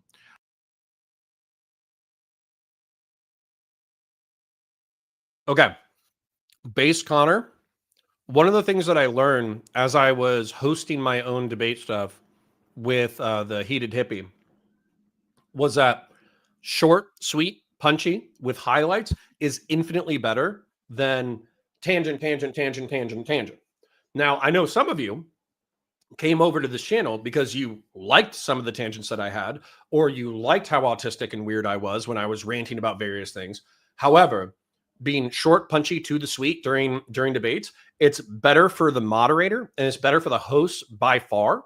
And so I think that all my intros, if you check out Prime Kai Reverie Roundtable, if you check out Heated Hippie, if you check out Hippie Dippy, a lot of my intros, probably 2 years ago, 3 years ago, it was like 40 seconds. It was like, my name's Connor. I'm a Marine veteran. I deployed to Iraq. I was a person other than Grunt. I got out. I got my 4-year degree. It's multidisciplinary, and so on and so forth. And so my intros were like 45 seconds to a minute long. Making them like 10 to 20 seconds where people can just catch your vibe real quick, I think is an infinitely more effective way as a debate panelist. So former Connor, very based intro. I'm going to throw it over now to Lauren Southern. Hi, my name is Lauren. I am a documentary filmmaker. My reputation probably precedes me in a lot of these circles, but if you only watch the Serfs or maybe Dylan, you may have some opinions about me that aren't quite accurate, and I look forward to potentially presenting those in this debate. And thank you for having me, Dylan. I appreciate it. Wonderful. Now we're going to throw it over to Tale of Two Rabbits. Actually, I'd prefer to let Lance go first. Okay. Lance can go first. Sure. Hey, I'm Lance of the Serfs. I'm political dumpster fire, comedy garbage on the internet, and you can find me everywhere social media is sold. Wonderful. Now we can throw it over to Tale of Two Rabbits. Hello, my name is Tale of Two Rabbits here on Twitch. It is Twin Rabbit on YouTube. I tend to do mostly streaming of Let's Plays of games that are Indigenous and Indigenous adjacent. So either games that have been created by Indigenous authors and developers, or they contain a lot of Indigenous related themes. And on my Twitter, I shitpost. On my YouTube, the videos are a lot about Indigenous history, archaeology, and a little bit about video game history too. Okay, wonderful. Now we're going to go into prepared statements. Now let me clarify for the audience what we're going to be talking about today so there's no confusion. The topics that were given to me was that the debate will be primarily about retributive and vigilante justice for historical wrongs, and there might be some secondary discussions, if time permits it, about the recent burning of Catholic churches in Canada, the recent discovery of the unmarked Indigenous graves in the same nation, and the actions of the Canadian government in the past, if it could fall under the historical definition of genocide.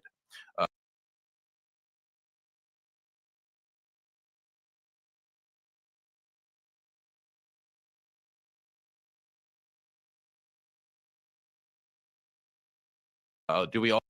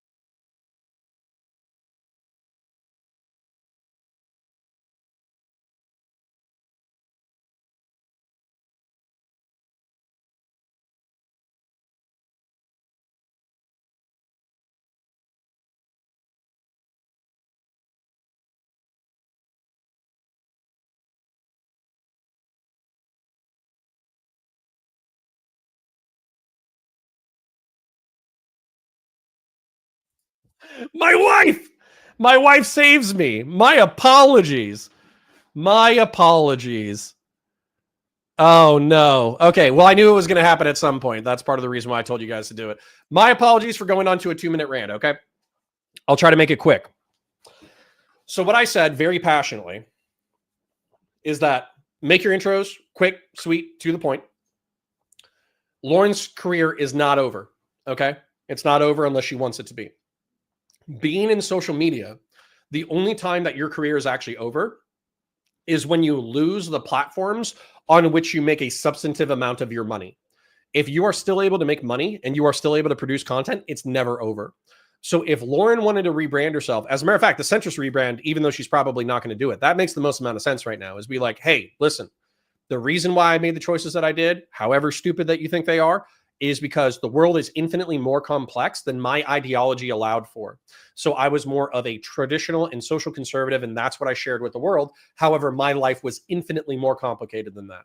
So as a result, I didn't expect to be, a single mother divorcee at age 25 and the only person who understood me to be a blue-haired, progressive, liberal debate bro who was brilliant, but whose interpersonal life was a mess. As a result, I think the world is infinitely more weird than my original ideology would allow for. Therefore, this is what I think now. She could totally do that. And she's going to catch hate for the rest of her life because of how hard right she was early in her career, and probably still is to some extent now. But it's never over. It's never over, bro. The only time it's over is when you choose. Christian Valera says, I dislike Lance, but feel bad for him given how R-slurred he is. Twin Rabbits was a smug CUNT. I mean, I agree with that. When did this debate take place? I think we answered that. It was 3 years ago. Grassroots Hegemon for another $20. If Lauren Southern and Lauren Eastern both go to prison, will you debate me and PF Young with Lauren Northern on why facts and information are for losers? Yeah, probably. I mean, I'll still be on the side of why facts and information is great or like necessary. But PF Young has talked about vibes-based politics, and I think he's fundamentally correct if you look at our current political landscape. Well, QC John says, to counterfire, I have to shut down all chainsaw and wood splitting operations and open a beer to watch this live. It's going to be great. Well, I'm happy to provide the content, bro. Thank you for the donations that allowed us to do this content in the first place. Muted. Just said stuff and you're muted. Muted. No sound. Muted. Echo, back on. My wife saved us from me talking muted for the next 2 hours. So that's good. Flagrant Assassin says at counterpoints, now that election cycle is over, will you be covering from current political or more like broader issue-based stuff? Don't know, man. I'm trying to figure it out. I'm trying to figure out whether or not I want to take serious things and couch them in online drama, or if I just want to do hard politics and rebuild with an audience from scratch. I have no idea. I have no idea, man. All I know is that sometimes when I talk about drama, inane drama, and then I insert serious thing, number go up. And when I talk about exclusively dry, broad spectrum political stuff, number go down. Now, I know people who do hard politics and they have really high numbers, but that's because they had a plan, they had a formula, they built it out, and they stuck to that formula. And I'm just not there yet mentally. I need a message from God. I need God to come down and say, this is how you build your political channel. That's what I need. Not true. Even Sneeko recovered. Yeah, exactly. Sneeko's on what? Rumble or Kick, and he still gets a few thousand viewers and he can still pay his bills. Yeah, 100%. Rothbody says the stress she's going to be under after all this drama is going to be insane if she wants to continue. I still like her, though. Well, yeah, the stress is probably going to be more than anything else, but I think she just has to realize that people are going to make fun of her online for hanging out with Destiny and for taking her relationship with Destiny so seriously. But I think there was obviously a part of her that knew that even when the relationship was going on, 100%. Yeah, don't forget to like the stream. So we have between 30 and 40 people right now on the stream already. Please be sure to like it. It's free. Follow on Twitch if you're not following. Become a subscriber or whatever the heck you want to do. Donations are appreciated but not required. And basically, if you like it, it lets other people know that we're live and they'll come hang out with us and have a good time too. Sorry, last comment, and then we'll get back into the content. Flagrant Assassin says, at counterpoints, when I meant broader issues, I just mean like topics like, I don't know, social issues or particular topics rather than just current political events. Like, I don't know, the latest update of what's happening in Capitol Hill. I do mean that. I do mean that there are hard politics content creators. I just don't know if I want to be them. Is very recent drama between Destiny and Lauren Southern? Yes, there is. It was revealed that they had a intimate, emotional, and physical, because that was the component that I was missing, intimate, physical, and emotional relationship. Christian Valera says, all we need is another political Lauren and Destiny plus Connor to put on a Wizard of Oz skit. I mean, I would. Yep.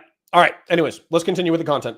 Thank you. And we already got like another like 3 or 4 people into the stream. Be sure to like it. It helps in the algorithm. Let's continue. All agree on the discussed topics that there's no confusion? Yep. Wonderful. Sounds Okay, good. we will start with counterpoints with a prepared 2-minute statement. You will be timed, and I will give you a warning once you have about 20 seconds left.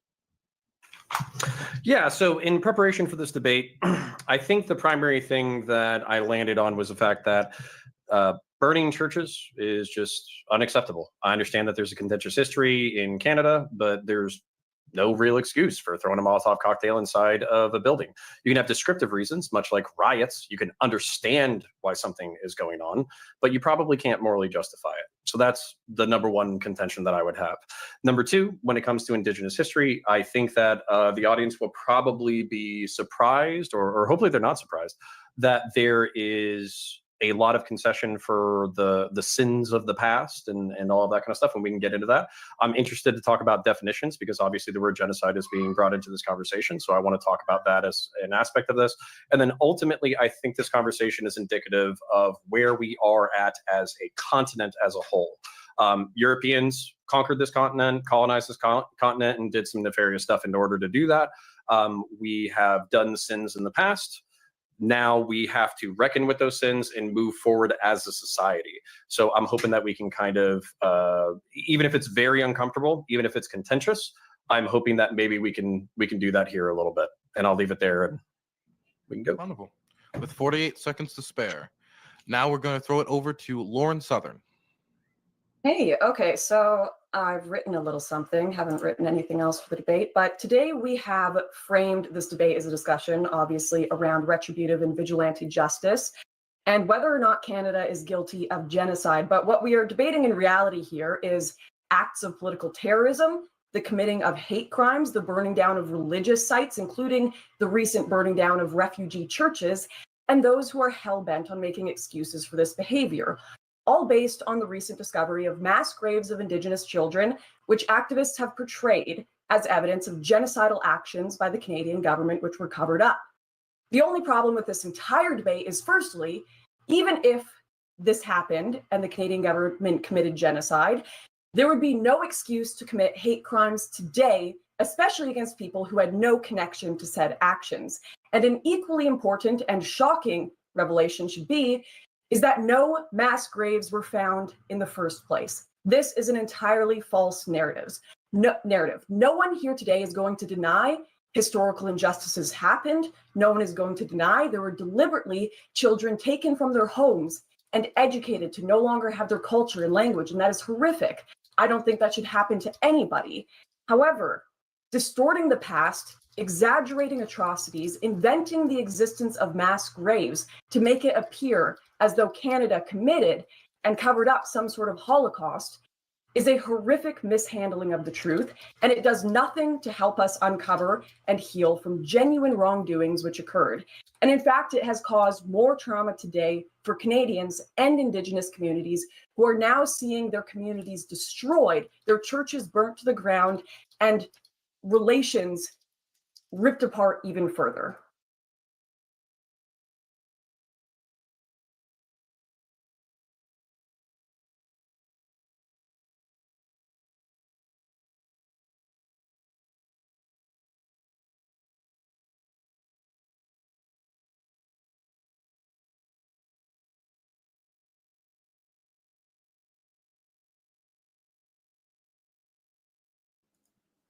Sorry. All right. I'm still eating, so I'm trying to save you. I'm trying to save you guys' mouth sounds anyways. Nerdity says, Merry Birthmas counterpoints. So thank you. Y'all can hear me now, though, right? I fucking unmuted myself. We're good? You can hear me? That's what I was trying to save you from. I had to belch. So anyways. So this was super based. And not only was it based in the moment. It got more based over time. Her skepticism about the dead bodies found in Kamloops has been completely validated. All of the attempted archaeological uncovering of it found unmarked graves, meaning the people who had died in the Kamloops residential school system and all that kind of crap. But they didn't find evidence of a genocide of teachers molesting and murdering their children on an industrial scale. That didn't happen. And so her asserting this point in the past, I would say, is actually pretty. Not only is it just correct, but it was kind of ballsy in the context of the situation, because you have to understand, the progressives and the lefties were crowing about a indigenous Holocaust at this point, right? And so the actual research, we did research for a day or two before the debate. That's part of the reason why this debate did so well, is because we actually took a look at it first. And Lauren kind of wanted to go harder. She wanted to go nah, y'all are making shit up. You're pieces of shit. We're not going to admit anything was wrong, et cetera, et cetera, et cetera. And I was like, hey, well, looking at what we're looking at, we can still see that plenty of kids died in the 19th century. Plenty of kids died in the 20th century.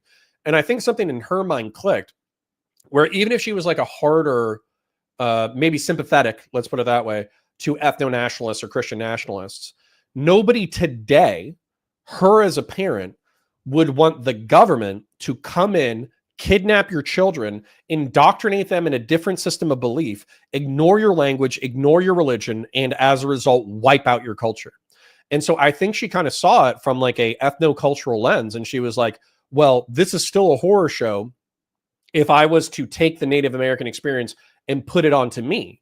And kids did die as a result of exposure. There were kids who tried to escape the Canadian school system, and they tried to run back home, and they died in the wilderness. And that would happen half a dozen to a dozen times a year. There were plenty of kids who died that way.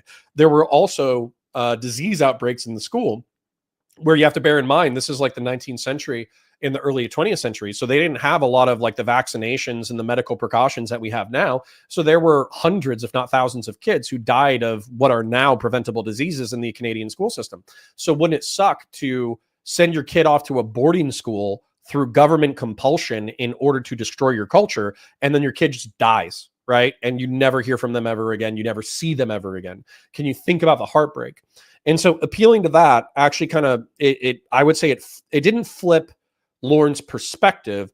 It flipped her tactics, I would say, where she was willing to admit this is a cultural horror, but at the same time, what's being alleged is baloney, right? So good on her, I would say. Good on past Lauren for modifying her stance slightly while still being incredibly correct. And then Christian Blair says they were 100% justifying natives and Canadian leftists firebombing churches. Lowell was surprised about leftist support for Hamas. Yeah, literally. So here's the thing. They totally, Tale of Twin Rabbits and the Serfs totally puss out on endorsing firebombing churches. But if you check their Twitter, they were absolutely sweeping for it. 100% they were sweeping for it. Well, QC John says, a counterfire, how long was this debate after your return from the Demon Mama ban? I can't remember. I don't know, to be honest. I'd have to look up my own lore, so to speak. Possum Nation says, yeah, in college, I went to the Carlisle School in the US where Jim Thorpe paved some effed up stuff happening there. Yeah. I mean, we can admit to the sins of the past while not totally making up sins that we need to, what do you call that? Where you whip yourself on the back. I forget what it's called, but profligate? No, not profligate. Not subjugate. Something. Think of a word with a back that involves whipping yourself on the back. So that word. Think it for me. Let's continue. Okay. 7 seconds to spare. We're now going to throw it over to Lance from the Serfs. Hey, everybody. Somebody said it in chat. Flagellate. Flagellate was the word I was looking for. So I'm going to say right out of the gates that neither me or my partner support or condone the burning of any religious institutions. What we're here today to talk about is obviously restorative and retributive justice in relation to the residential school system in Canada and the involvement of the Catholic Church therein. I'm going to try and say this as quickly and concisely as I can. The original founding father of this country, Sir John A. Macdonald, was a white nationalist. And I don't mean that in the sense that lefties like to call every single person they don't like a Nazi. He was a person who believed in the superiority of the Aryan race. He said it frequently. He, in Parliament, would say things that were considered to be outlandish and racist by the sign of the times. And he started both the Indian Act in Canada and the reservation school system in Canada. He also instigated the reserve system in Canada. Now, for anyone who's unaware, the Indian reservation school system, what it essentially did was took 150,000 children away from their parents' arms and forcibly put them in institutions where they were systematically beaten, tortured, raped. They had their culture removed from them, their language, every aspect of them was destroyed. Those who tried to escape would often die in the cold or drown in the water. So it was a horrifying experience by all accounts. Now, the Catholic Church themselves have never formally apologized for this. Neither have they been held to account for the thousands upon thousands of priests and nuns who, again, tortured and raped children. So I believe if we're going to be talking about restorative justice, the first place to begin would be that they have to both be held accountable for the crimes that they've committed, as well as the fact that they have to, in some form or another, pay retribution to those in which they've harmed. Thanks. Okay, with 18 seconds to spare. Now I'm going to throw it over to Tale of Two Rabbits for the last intro of the debate. I would first like to thank Lance for asking me to join him today, and Dylan's Luscious Locks for moderating. I open, as I so often do, with a story. In 1601, Juan de Onate visited a gigantic agricultural and industrial center of more than 20,000 people in what is now central Kansas. Because he was a conquistador, he then kidnapped and tortured 4 children to identify the houses of the town's leaders, and immediately afterward, he waged a war to destroy the city with an army of nearly 1,000 soldiers. It was a mass slaughter. For the next 500 years, the school-taught history of the United States was that tribes of the plains were barely organized, semi-nomadic hunter-gatherers who knew only territorial wars and primitivism. And then, in 2016, using records, archaeological fieldwork, and remote sensing technology, Etzanoa once again became a fact. The stories natives had been telling for generations were finally again acknowledged as fact. As has happened many times in recent years, the US was forced to again confront the cruelty and lies that had been perpetrated against the indigenous peoples right up to this very day. In May of 2021, using records, archaeological fieldwork, and remote sensing technology, the stories of the residential schools recorded by the Truth and Reconciliation Commission's report and told by natives for generations were finally again acknowledged as fact. Canada is presented with 2 possibilities when such simple and straightforward modifications to the histories that we were all taught as children are uncovered. We can, as in the case of Etzanoa, accept the correction, accept the native stories were true all along, and move forward with the knowledge that wrongs were committed that must be reckoned with. Or we can choose, as Lauren apparently has, what has brought us here today. Refuse the most basic and straightforward facts in favor of denial, deflection, and dismissal. I come here as witness to those facts, as one small voice in a chorus to those stories. I come here to discuss justice for those wrongs and the restoration of dignity for those who suffered what was erased. Okay. So I just want to re-establish the rules one last time. If it gets out of control. Hey, I remember to unmute myself. All right, let me address this before addressing chat. Okay, so I'm gonna write down notes. This is kind of a part of a too long didn't watch series, so I haven't had the ability to do it, but I want to do it eventually.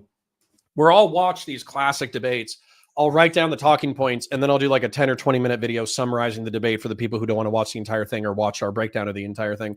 But let's actually go over what Serfs and Tale of Twin Rabbits said. Okay. The founder of Canada was a white supremacist. Okay. Like, dude, literally every single nation on the planet has some form of supremacy. Like, I almost guarantee you, China absolutely had a supremacist cultural outlook. Japan had a supremacist cultural outlook, justifying what they did in the early 20th century. So anyways, I could give you another half dozen examples, but the point is that, like, this is not like a unique thing to Europeans. And as a result, it's like, okay, so you just made a descriptive historical claim that nobody's going to contend. 150,000 kids were beaten, tortured, raped, and died of exposure when they tried to escape. Okay.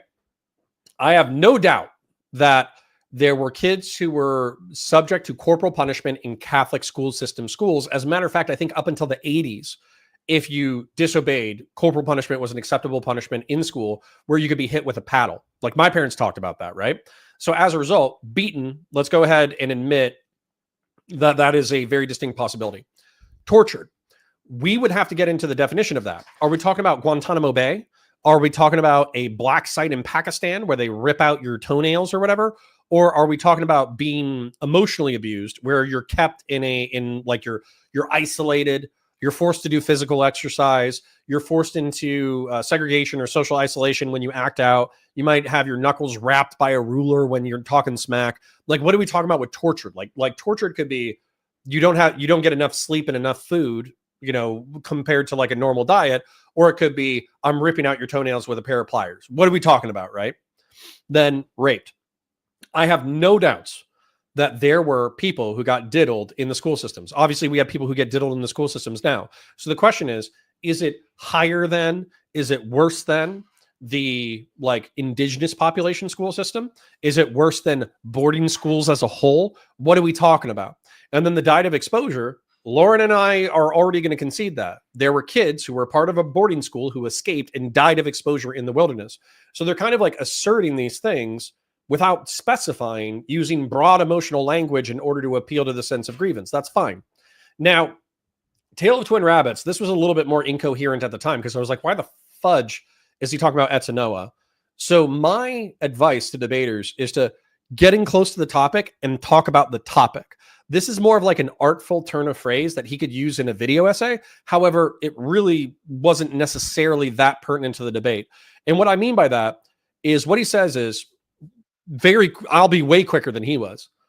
There was a city in the Americas that had 20,000 people, and conquistadors kidnapped 4 kids and they slaughtered the men, and they basically culturally bulldozed the place. And as a result, most Americans have conceptualized Native Americans as hunter-gatherer savages for most of history. However, there was a city that was very complex that you know the conquistadors took. But here's my problem with this.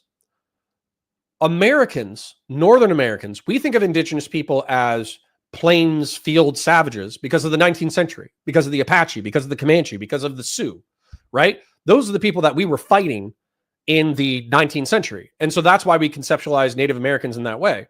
But when you think of Central America, what do you think of? I'll tell you what I think of. I think of the Maya. I think of the Aztec. The Maya and the Aztec, despite all their flaws, they had wildly complex civilizations. I also think about the Peruvians. Who are the Peruvians? I forget what they're called, but the guys who were in the Andes Mountains with steppe agriculture, right? So he's making this assertion that it's like, oh, well, you've robbed the Native Americans of their more complex culture. And it's like, maybe, I guess, but also we kind of culturally acknowledge the existence of the Andes Mountains indigenous folk and the Peruvian folk, and then also the Maya and the Aztec. So that even your indictment of our perception of Native Americans isn't fully correct. And then he uses that as a parallel for the Canadian residential school system and is saying that Lauren is rejecting facts. I don't know if he was paying attention, but if you're saying that your opponent is rejecting facts, you need to bring up which facts they're rejecting and when they said that. That would be my advice to the Tale of Twin Rabbits if he were to run this debate back. So let's check in with the commenters. When your stuff on Twin Rabbits, we can watch Destiny's coverage of it, lol. I find the timestamp. We can watch specifically when Destiny laughs at me smack talking Tale of Twin Rabbits, but I don't want to watch the whole thing because we would be reacting to his reaction and we'd be here even longer than we're already going to be. Kay says they have currently in Canada proposed a bill to make any sort of residential school denialism or minimalization of crime that can get you 2 years in jail for voicing these views publicly. Yeah, Kay, which is funny because they've also acknowledged in news reports that doing the GPR, the ground penetrating radar, they found all the unmarked graves, but they haven't found any evidence of like violent death. This isn't Holocaust. This isn't the Germans mass executing Jewish civilians and gay civilians and gypsy civilians. This is people being kidnapped and culturally genocided, but then dying of disease. So anyways, Gitmo is a hell of a place. True. Kay says, I'm in Canada. That's how I found out about it. While I don't think residential school systems were good, not being able to have that view and share it is a freedom I'm not ready to give up. Yeah. No, the fact that the Commonwealth doesn't have freedom of conscience is kind of insane to me. Kay says there has already been a class action in Canada to those in residential schools, and they won, and there was monetary compensation. Yeah, so restorative justice. We already did it. Yay, we saved the city. Grassroots Hegemon for another $5. The founder of Canada was a racist snowman, which is why America should annex it and rename it Snowhio. True. Very true, very based. Incans. Yeah, the Incans. You ever fudge a squaw before? No, I haven't. Can't say I have. Those who robbed are long dead. Invalid complaint. I mean, you can still have some cultural grievance. Like, I can have some cultural grievance against the English as an Irishman, but it's not going to affect my day-to-day. I don't care. All right. Let's continue. I will assert myself and shut down the conversation. If you believe it is unfair, I'm sorry to say that I don't care. I will do my best to restore. I'm a law and order moderator. Law and order. Other than that, I think everybody else knows, no terms of service violations of any sort. We are now going to have an open format for about an hour and a half to an hour and 45 minutes at max. Okay, so Bud123 asks an interesting question. How do we know that the unmarked graves found were those of Native Americans? I don't know if they do genetic testing or anything like that, but here's another thing that's kind of contradictory to the Canadians just slaughtered Native American kids and threw them into mass graves and didn't care about them or whatever. So they found some markings of the graves. I'm sure they did some genetic testing. And here's the thing. The nuns and the priests of these schools were buried with their students. So if they were these massive white supremacist pieces of shit who didn't give a flying fudge about their students, and they beat them to death and tortured them to death and raped them to death, and they didn't care about them and they didn't like them and they just wanted the worst for them as human beings, then why would they not dignify themselves by having a separate graveyard? Why wouldn't they dignify themselves by being buried someplace completely different? They were buried in the same ground as the Native American students. So, you know, something to me that doesn't add up. And then with 2-minute outros, anyone is free to start the conversation. It is now open for dialogue.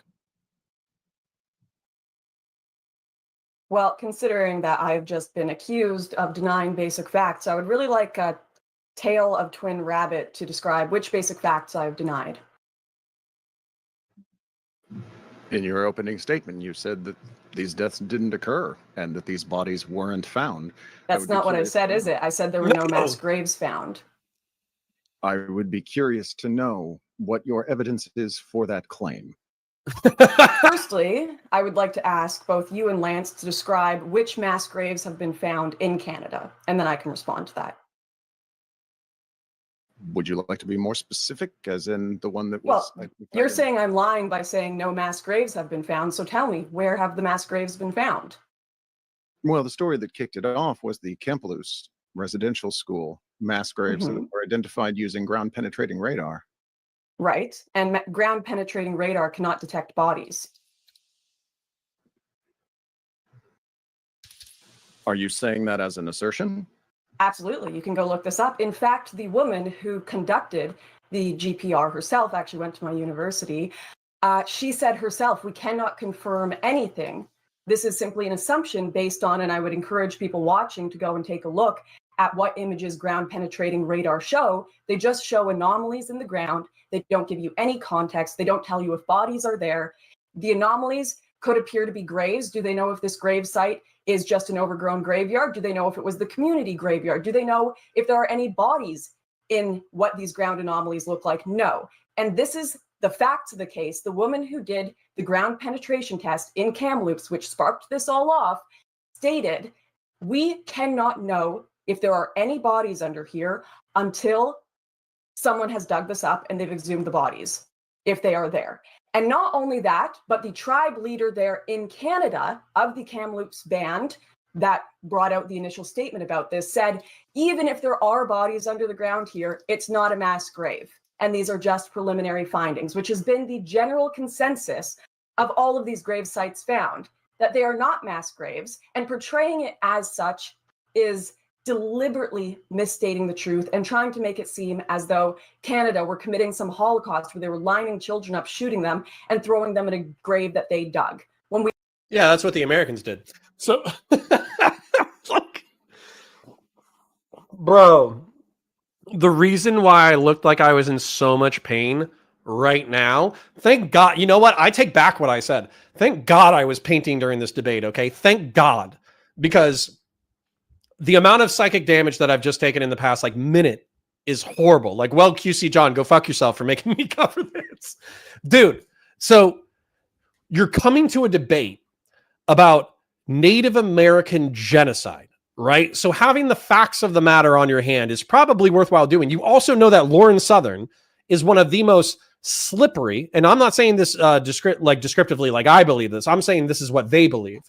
She is one of the most intelligent, popular, dissident, right-wing, rhetorically slippery debate alt media pundits on the planet, right? She didn't get to where she was by accident. She got to where she was through talent, right? So you're coming to this debate. I'm pretty sure it's called Kamloops, by the way. So you might even be, I think he said Kamploops. So you don't even know the name of the mass grave that you're allegedly talking about. You're saying that it's a mass grave. And on top of that, she's directly contradicting what you're saying by saying, hey, GPR can only show you what are suspected to be graves. This was said by the Kamloops band to be likely the community graveyard. What was the other thing that she said? Basically, the person who does GPR says that you're going to have to excavate this territory in order to confirm anything about what's going on. And I almost guarantee you, we're going to loop on this. It is going to be so painful. Well, QC John, go fuck yourself. And we are all going to cumulatively take some serious psychic damage in the next couple of minutes. It's going to be bad. It's going to be bad. So, all right. I hope you guys are ready for the psychic damage. It's going to fucking hurt. We are talking about graveyards, if there are any bodies at all. Okay, you just said that the woman who did the GPR examination went to college with you. The director of the company that actually did it is a man named Julio. So who did you go to school with? No, she's an instructor at the university I went to, and I mean, I can read her name here. This is the girl who did the GPR technology test, which once again, GPR cannot pick up organic matter. Her name was Sarah Bellew. I'm not sure if I'm pronouncing that right. I'm terrible with French names. So she conducted the search herself, and she stated nothing she has found can be confirmed unless excavations are done at the scene. These excavations have not happened. I didn't give you your tail two rabbits. So this is from the Globe and Mail. Hold on. Give me a moment. I was trying to hear. Give me. Okay, let me just start. When I'm talking, nobody else was supposed to talk. I didn't hear what Tale of Two Rabbits was saying earlier. Could you repeat what you were trying to say? Well, at this point, I'm a little bit lost. She's friends with someone whose name she doesn't know how to pronounce, who isn't the director of the company who was hired to do the scanning. Not what she said, you fucking moron. I don't understand exactly what it is we're discussing. I thought we were here to discuss burning of churches and restorative justice. If you'd like to challenge GPR and whether or not it's efficacious in the use of archaeological remains, I would point you to Etzanoa. Are you also challenging the identification of literally every site in the Americas that has? Can I jump ahead? Wait, dude, and this is where, dude, I don't know if I'm gonna do this, but I already saw us getting stuck in this rut already, and I was already taking psychic damage at the time. I know I look cool and calm and collected, but past Connor is already taking psychic damage, and the reason why is because Tale of Twin Rabbits, I'm just going to be mean, is such a fucking moron, okay? There's no goddamn reason why he should have been in this debate. And it's not whether or not he knows about Etzanoa. It's not whether or not he knows about archaeology. It's not any of that kind of stuff. You have to listen to your opponents during a debate so you can contend with what they're saying, okay? What Lauren, number one, didn't deny whether or not there was cultural genocide in the residential school system. I didn't hear that in the opening debate. Somebody can post me a clip if they think I'm wrong. And then two, what she said is that somebody who was involved in the GPR, there's going to be more than one guy. Julio, the owner of the company. Oh, Julio's the only motherfucker who can run a radar, you fucking retard. Excuse my French. But obviously there's going to be multiple people involved. So if there's a woman who goes to the college, who was involved with the GPR, if you can Google her fucking name in order to find out whether or not she was involved, and then you can find out whether or not GPR can be used specifically to detect bodies, then we can resolve this line of questioning very quickly. But we fucking can't, because this guy has fucking autism and verbal comprehension problems. And so as a result, I'm trying to get us off of this. I almost guarantee you that I'm trying to get us off of this. But as a result of him being a fucking autist moron who doesn't fucking know how like logistics or institutions work, we're gonna get wrapped up on this. I'm pretty sure we fucking get wrapped up on a spoke. Oh my God. Julio, not Coolio, Julio. Weld QC John for $10 for a pint of Jack to connect to correct the psychic damage. Mad Connor with his head spinning is still best. Connor, listen, you're taking a few minutes off of my life with revisiting this debate. I'll give you that. Woo! All right. Hold on now. We're not watching that clip now because that clip is later on. We'll get to the moment where I fucking say it, and then we'll walk. We'll watch the clip. Holy shit. All right, I'm ready. I would tell two rabbits finish what they were trying to say. Can you finish that? Because this is outside the scope of this conversation. I keep hearing affirmations of, oh, well, I know a person.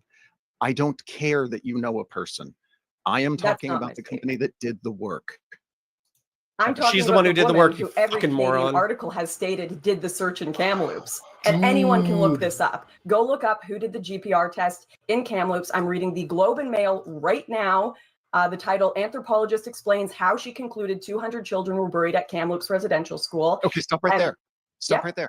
How she concluded the 215 bodies were buried. And So with it, once again, that's just media bullshit, because the article literally says she also stressed her findings cannot be confirmed unless excavations are done at the scene.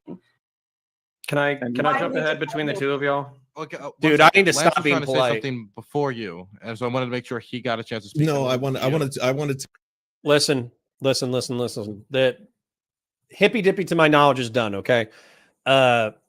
Reason being is Dylan Burns is very busy over in Ukraine, and if I was him, I wouldn't want to fucking do it anyways. Because if I had to listen to fucking Americans debate, like Americans and Europeans debate about fucking political issues, meanwhile I was almost getting my balls blown off by fucking Russian mortars, I wouldn't give two flying fucks about whatever drama was going on.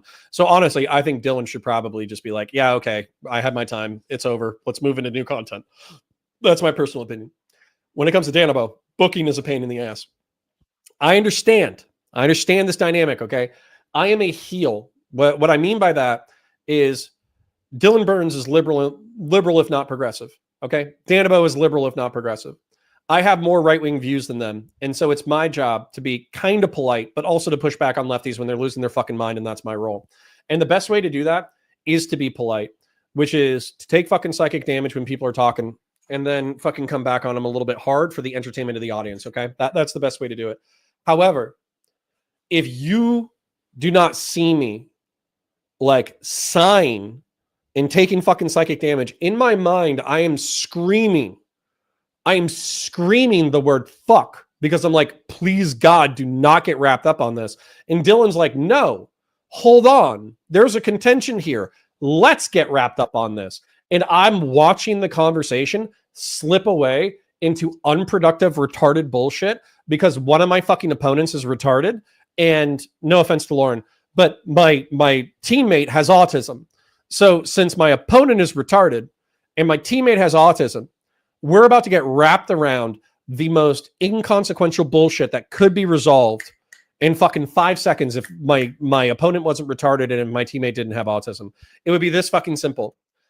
GPR can find ground anomalies, okay? So they can find the burial sites where shit was dug and disturbed, but you can't confirm 100% whether or not it's a grave. Ground also absorbs bodies, right? Over time, the bones and the bodies decay, they disappear, right? They don't all become fossilized. And so there's only going to be remnants of bodies. And so the only way for us to figure out whether or not this is a fucking burial site is if we excavate. That's what the GPR fucking technician said. That's 100% accurate. There's nothing that fucking Taylor Twin Rabbits can say that is going to change that dynamic. And yet he is going to insist on denying what Lauren is saying as counterfactual. Holy fuck. General Balsack says, at Counterfire, just as a thing, I do hate Putin. We're on the same side here. Lots of pivots happening. Cool. Christian Blair says CTV was funny, but his opinion on most things political, except for the drug war, was slurred. True. And not everything has to be about the drug war or the Constitution, which he brought into every debate. Oh, okay. All right. Sorry, let's continue. Tail to finish what he's saying, and then I'll go after counterpoints. Okay. Thank you. Tail finish what he's saying. Then we'll move over to counterpoints. Okay. If she would like to challenge the findings of basic archaeology, then she's welcome to do so, but that's not why we're here, as I was led to believe. You made this accusation against me. I responded, and I'm citing the individual who made these findings. Oh God, can I bridge these two fucking perspectives, please? Because otherwise, we're gonna spend the whole time on fucking minutia. Okay. Okay. Thank you. All right. Thank you, So Connor. let's go ahead and bridge these two perspectives for the love of God.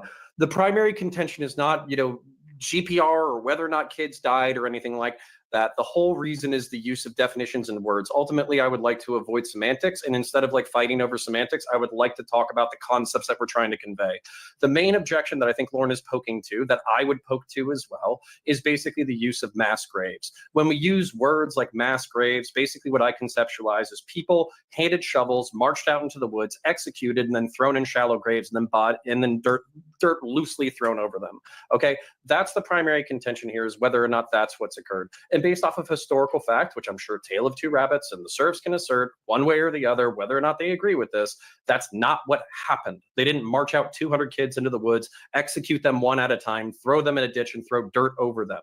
And I have more points to this, but I just want to let's just bridge this gap on the definition of mass graves and keep it moving.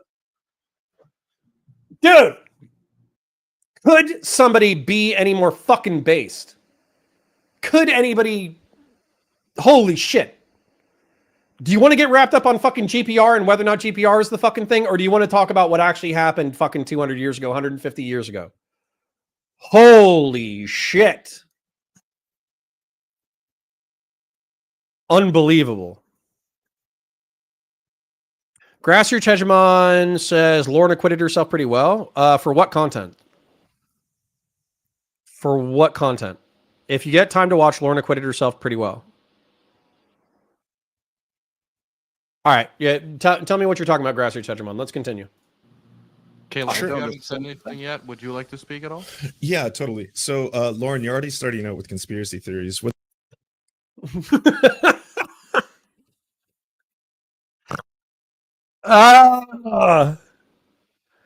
Bro. Literally, that's what I'm saying in my fucking brain right there. I'm screaming the word fuck. Okay? The reason why I'm screaming the word fuck in my brain is because I just gave them a golden opportunity to move on in the conversation to something productive. And they don't.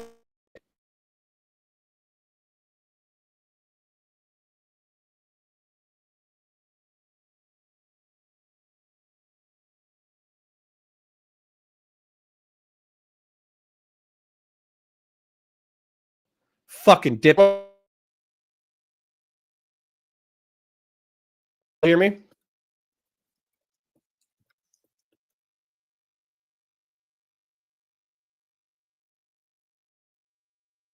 Are we good now? No?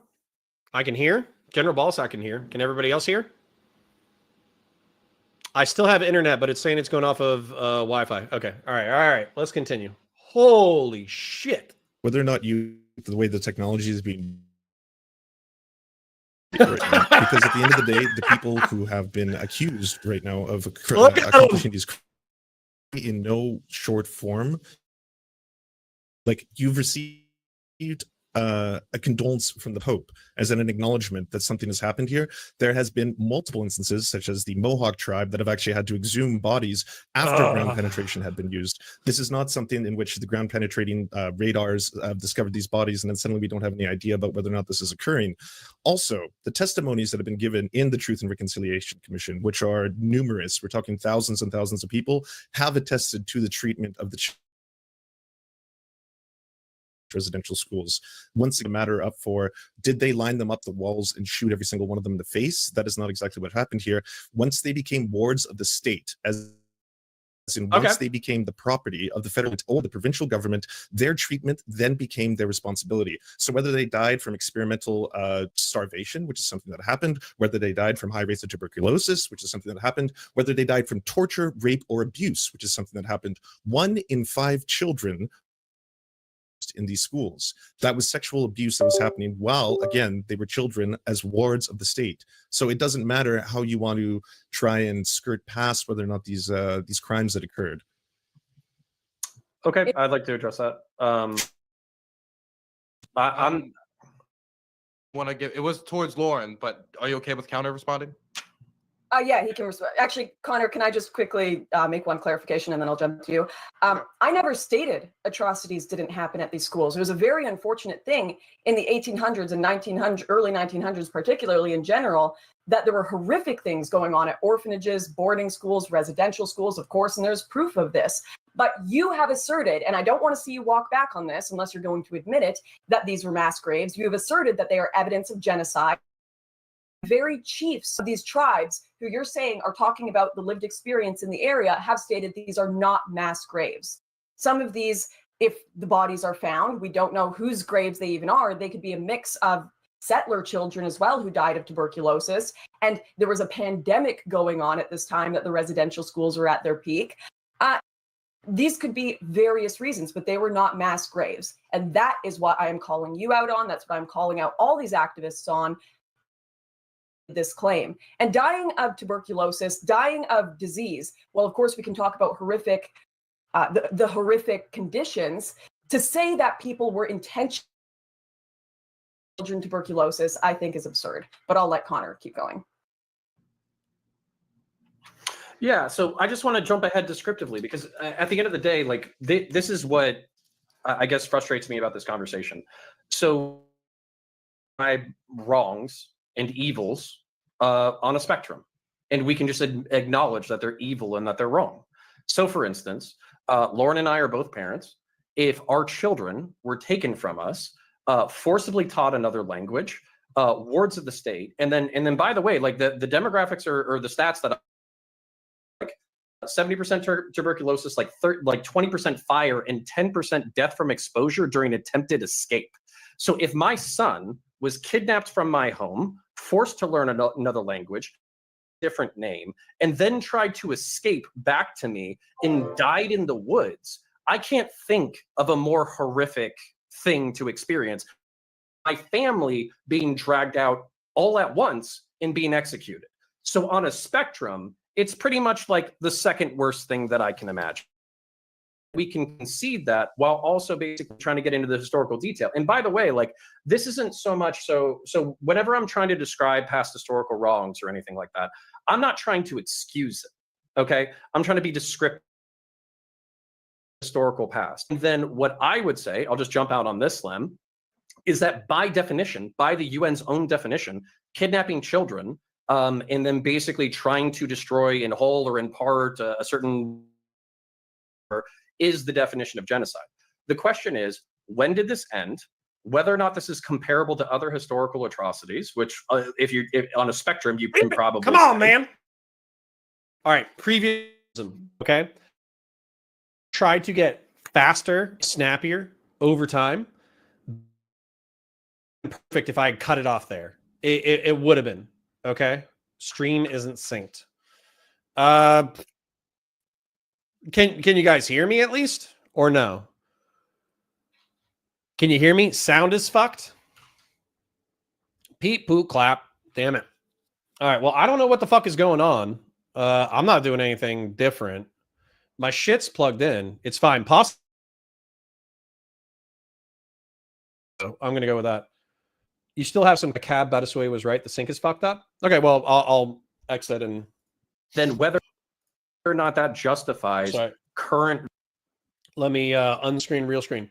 Okay, so I've tried to do this better now, where if I have like a point and I feel myself moving into a new point, I try to cut it off right there. Because the truth is, oftentimes, I Sounds fine. You clipped out. Okay. Anyways, addressing this, I have tried to get better about this. Everything that I said up until maybe 10 seconds ago, and by the way, what I'm saying 10 seconds ago isn't bad. However, I've given them a point. The point is we can acknowledge evil and a spectrum of evil and acknowledge that having your child kidnapped, brought into, and culturally genocided in an institution, and then for them to try to escape and for them to die trying to get home, that is one of the worst things that I can possibly imagine. Okay? Sound is good, picture is frozen. Well, I mean, right now I'm paused, so I don't know what you're talking about, but maybe I'll restart my camera in a second. But the point is that right now, that's the second worst thing that I can imagine. The worst thing that I can imagine is being marched out into the woods and having my entire family killed and thrown into shallow graves, right? And so what I, and I think Lauren, are trying to differentiate is the fact that the latter did not happen, but we can admit that the former did happen. And so getting consensus on these grounds is ways in which we can move the conversation forward. And yet we are going to autistically spin our wheels on this topic for, I think, another like easily 10 or 20 minutes. I'm going to remove my camera real quick and then add it back in. Okay. Can you see me moving my mouth right now? Can you see me picking my nose? Audio is perfect now. Video is suffering. I have no idea. Like, dude, my hard line is plugged in. My computer says that it has a hard line. And yet for some reason on StreamYard, it's showing me like a buffer. Everybody's saying no. What's no? What are you guys seeing? Do I need to pull up my stream real quick? You are moving now? What the fuck are you guys watching? What are you guys watching versus what I'm watching? What the fuck are you guys watching? What are you guys watching versus what I'm watching? Okay. On my end, it's good. I'm watching my own face stand. So I'm going to... Okay, cool. Cool. Let's continue. Anyways, if you got the audio, past Connor, very based, needs to be faster and shut up as soon as he makes one good point. Make one good point and get the fuck out. Vandalism and current attacks on Christian churches. That's kind of like the crux of it for me. Okay, one moment. I was given a link by Lance that I've put in the chat about tuberculosis, and I will also put it in the group chat as well for everybody else. Lauren responded to Lance, so I want to give Lance some time to respond. Yeah, so first off, there's studies that have come out now that say researchers say that tuberculosis at the residential schools was no accident. So again, that was one of the many things that were done to these children, including the fact that these were experimented on by giving them various different degrees of sustenance, in that they were given malnutrition intentionally to see how children would react to different amounts of, say, milk and vitamins being given to them. The other thing to talk about when it comes to children and the residential schools and their atrocious numbers is, again, the mortality rate was about 40 to 60% in these Indian residential schools. If they are, like we've all established, I think we all agree right now that they were wards of the state, it doesn't matter what the cause of death was, even though the cause of death in many cases could be things like, again, physical or sexual torture, including traditional torture. There was an electrical chair in one of these schools. That being done, it doesn't matter if they died from starvation. It doesn't matter what. If you are taking children from their parents, you become responsible as their guardian for what happens to them. So all the deaths are responsible under the residential school system. And finally, my last point is going to be this. We cannot talk about this as if it's something that happened a long time ago and just a sordid part of our past. The last residential school in Canada closed in 1996. Okay, if you want some context, last time Canada won the Stanley Cup was 1993. Fucking Nirvana was still playing. You know, like that's not. Okay, so this is why this is so unbelievably retarded, and I'm assuming that like past Connor and Lauren are going to address this. They said that 150,000 fucking Native American children were killed. Hold on, 150,000 kids were brought into the residential school system. So how many kids? He said 40 to 60%. What he's insinuating right there is that 40 to 60% of Native American kids who were brought into the system were killed. That would be 40,000. That would be between 50,000 and like, I don't know. Let me ballpark it. 50,000 to 80,000 kids killed, right? That's the ballpark. So I almost guarantee you that's not what happened. I almost guarantee you that it's going to be like, I don't know why my internet is such shit right now. but my internet is going to shit right now. So, but we will persevere. Okay, how many kids died in Canada residential schools? So Canada's under 5 mortality rate. That's not what I'm asking for. What the fuck are you talking about? Canada ranks in child injury. Dude, why isn't this residential schools? Why isn't this popping up first?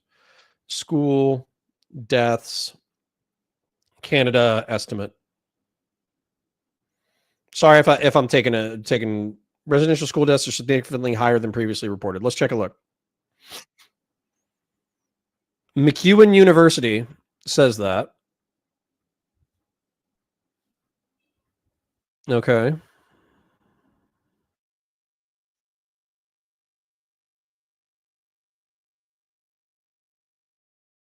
Dude, 4,000.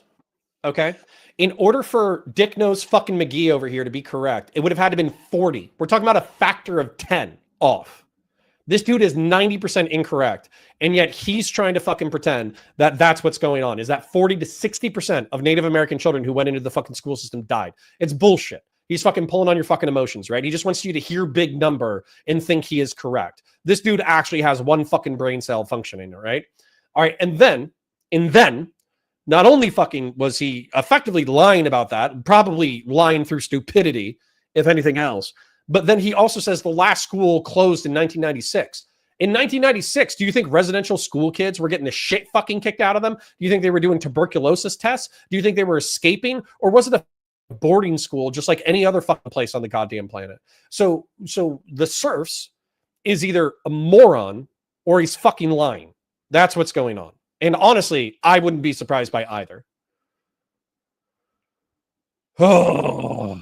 All right, Grassroots Touchdown for $2. 16 trillion Canadian Palestinians were killed. True. ACAP Badasoy says, we can see and hear you. The audio isn't bad. True at Grassroots Touchdown. 4,000 officially dead in residential schools. Dude, he's off by a factor of 10. I think the real number is 6 trillion. True. Canada's 9/11. True. The Serfs lies and is more. Well, listen, I don't have any professional or personal or social ties anymore, so I'm going to be a little bit meaner than I was 3 or 4 years ago. He's either lying or a fucking idiot, right? Gosh, darn it. All right, let's continue. Generations ago. Okay, I need to interject with one stat. There's one stat that I just need to clarify. Yeah, of course. Okay, so Lance, you're saying that the mortality rate was 40 to 60%. You're talking about like individual schools, right? Not like the entirety of the program, right? So according to the I was literally trying to check and see whether or not this dude was a fucking moron. Like in real time, I was like, is this guy lying or is he fucking stupid? Let's check. The Dr. Bryce report, which was the medical inspector for the Department of Indian Affairs, he said the over sum total death was around 40 to 60% mortality rate for children in Indian reservation schools. Okay, then I want to address this head on, because basically the current historical estimate total for deaths is around 4,000. As we've already talked about previously in the debate, total participants are around 150,000. That puts the death rate at roughly 2.5%. So if you're talking about the roughly 40 to 60%, what I read was that there were some schools where there were fires. So as a result, like 70% or 60% of the student body died in that fire. I also read that there were tuberculosis outbreaks. So within that subset of a specific school, like let's say there were 30 kids, 60% of them died in a horrific way. And again, like whenever I'm being descriptive. Dude, I need to stop being so fucking charitable. Holy shit. I literally asked him a question and then I gave him an out and then I caveated my own answer by being fucking nice. Why am I doing this? Why am I so fucking nice? I'm not trying to minimize this, okay? I'm not trying to minimize this, but I'm just trying to clarify that 150,000 students weren't taken into a boarding school and then 40 to 60% of them died. That's just not factually accurate. I also have one thing. Woo! Yeah, pass, Connor. Get some. Listen, this is me rubbing my eyeballs because I can feel the blood pressure building in my skull. And I know that if I don't deal with the blood system in my skull, I'm actually going to have a fucking aneurysm that's going to kill me live on stream. That's what right now. I want to respond to Lance here because this is really important. Sure. And Would it be possible to respond to that first, and then Yeah, somebody else? absolutely. Sure. So from All right. yeah, Yeah. so from the same study counterpoints, God it turns damn. out that 90% of them suffered severe physical, emotional, or sexual abuse at the hands of the people who were guarding them. As a result of that, many of them also committed suicide. So it isn't simply a matter of them dying in fires, a matter of them dying by tuberculosis, No a matter concession. of them dying by starvation, which of course were all accountable reasons.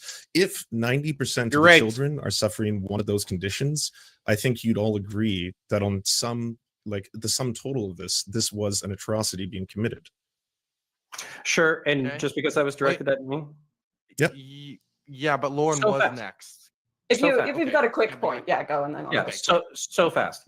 Again, whenever I'm being descriptive, I'm not trying to minimize what the fuck happened. It was fucking awful.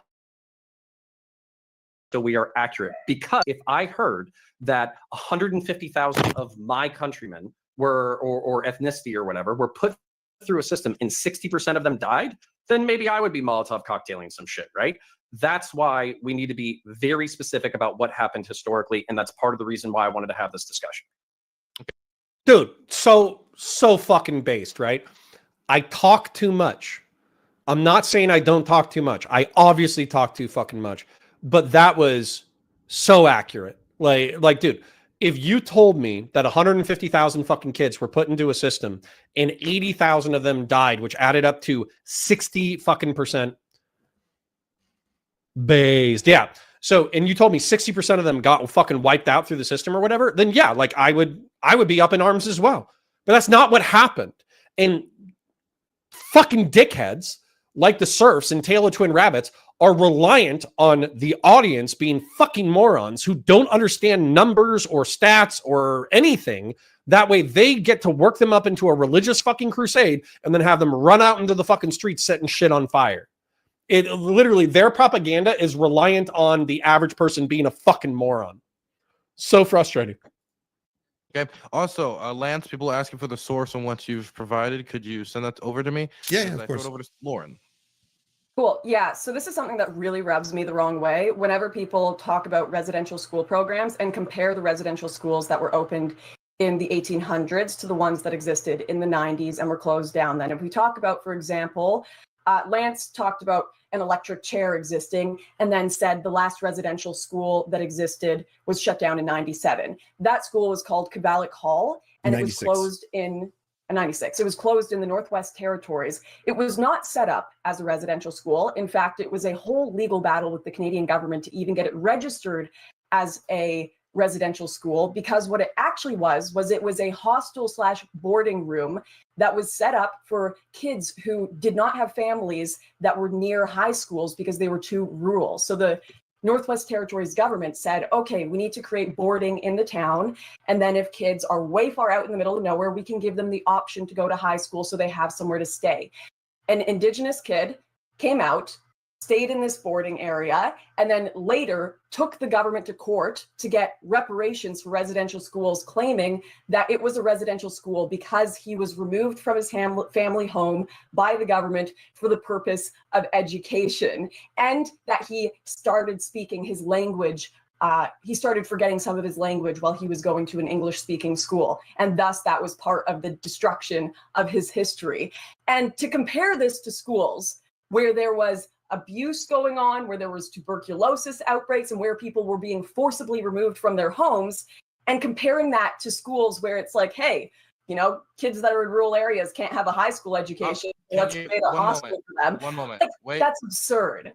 You can read the can you case. give I me a encourage moment? Can you give me a everyone moment? watching this to read the case.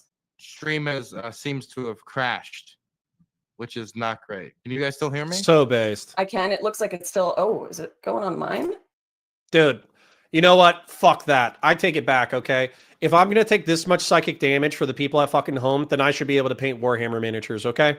Yeah, you know, if I'm going to be listening to these fucking tools effectively do gay op propaganda bullshit to my fucking earballs and expecting me to fucking take it without saying anything, I should be able to paint models so I don't have a fucking stroke. Grass your Chudgemon for 10 says zero concern for the 60 million Canadians killed, for shame. True. Shame on Pass Connor. Whoa, dude. What the fuck? Christian Valera says, who said you? I said I can't earlier in the stream. I said it was unprofessional for me to paint models, okay? And I do think that it's unprofessional. But the truth is that if you're going to put me up against this level of fucking either propaganda or stupidity, then I should be able to paint fucking models. Let's put it that way. Crash Yeah, it's still going Warmup. on mine. Huh. Well, that's very annoying. Okay. Well, I guess we can continue if everybody else is still streaming it. Then we'll let it keep going. Holy Lance, you can shit. respond to that, of course. Yeah, I guess my first response would be that if your assertion is that nothing bad happened at that school, and then therefore it doesn't matter. Moron. Dude, holy shit. Holy shit. Let's listen to that again. She didn't say that. She didn't say that. And we're talking about one school. That's the only way his argument works. The only way that his argument works is if he's referring to just the one school. You can respond. Yeah. Response would be that if your assertion is that nothing bad happened at that school, and then therefore it doesn't matter. My statement as to which the last residential school closed in 1996, I think you're just resorting to pedantry. That doesn't change the fact that it was still considered a residential school. And I would also like you to provide evidence that nothing bad ever happened in that institution. Regardless of that fact, it doesn't change the overarching problem that these residential schools are not a sorted part of our past. We're going to eventually have to evolve into the child and foster. Dude, she's laughing. You're debating retarded people and you're laughing. Really, Lauren? Really? And then not just that, look at this. Look at me. I've been painting, trying to ignore what's going on. And what's being said is so fucking stupid that I'm actually like, I'm hurting. I am physically hurting. Dude, I've said this before. I'll say it again. When I talk to my my editors, because I had like an editor and I had a friend who still drops by the chat, Bibliolife, if you ever see him in chat. We had a group chat. We thought this debate was unwatchable. And in some ways, it definitely fucking is. But literally, this motherfucker is saying such stupid shit that I'm fucking physically hurting, causing me pain through the way with which he speaks. Dude, so if you go to a boarding school, let's say I go to a French boarding school, and I speak English a little weird when I get home, right? Or let's say that 150 years ago, I get kidnapped in the middle of the night by Royal Canadian Mounted Police. I get taken to a school that speaks exclusively another language, and 2/3 of my classmates die from tuberculosis. And then my little brother and I escape trying to run back home, and my little brother dies of exposure to the wilderness, but I make it home. Which one of those experiences do you think is more traumatic on a scale? Which one of those things do you think that we should give a shit about? Obviously, I would say the latter experience is more traumatic than the former. And the former is an inconvenience of logistics, if anything. This is actually wildly, wildly, wildly stupid that it can be said this confidently in the context of a debate. Fucking amazing. Honestly, this is amazing in retrospect. Foster care system, because that was an evolution of the residential schools, and also talk about the fact that within the criminal justice system of Canada, almost 40% of all the Indigenous inmates are survivors of the residential school system. So the trauma that occurred in the residential schools did not simply end once the schools themselves closed. They would then continue as the individuals would work into society. And I guess that's where I would leave that one. If I know Tail hasn't talked very much, if he wants to inject something here.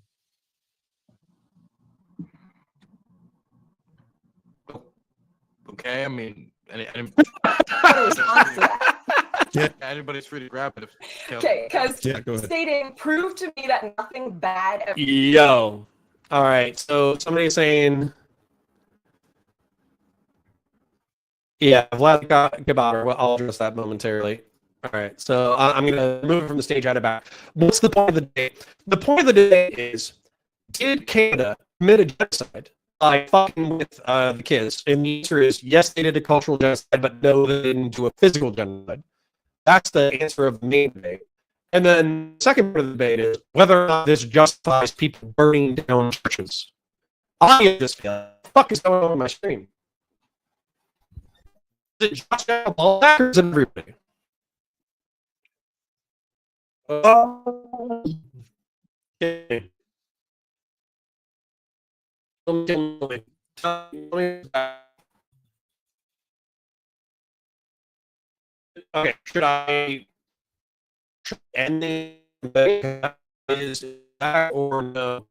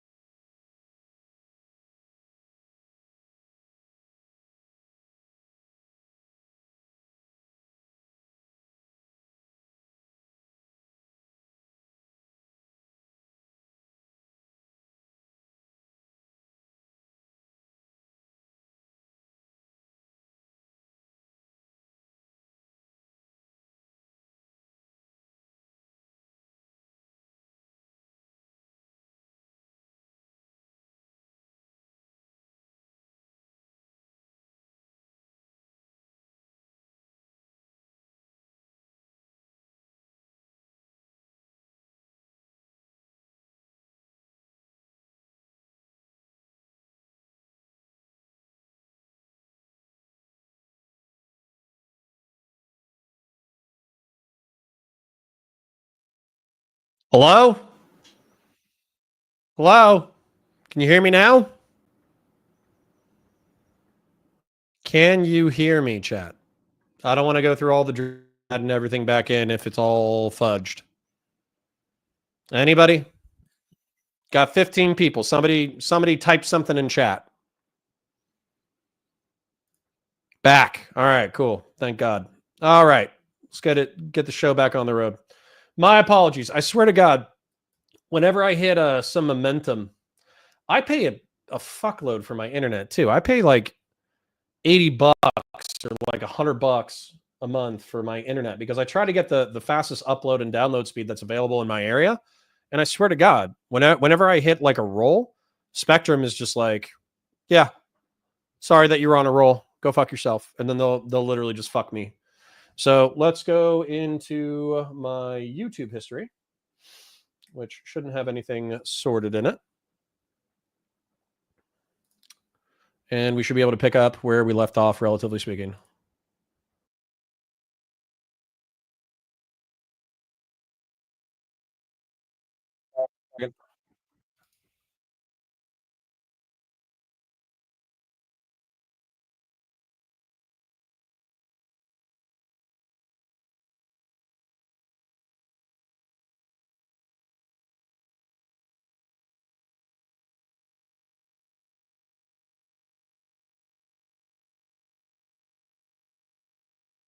All right, let me get you guys added back in. My apologies that it's taken a second for me to do so.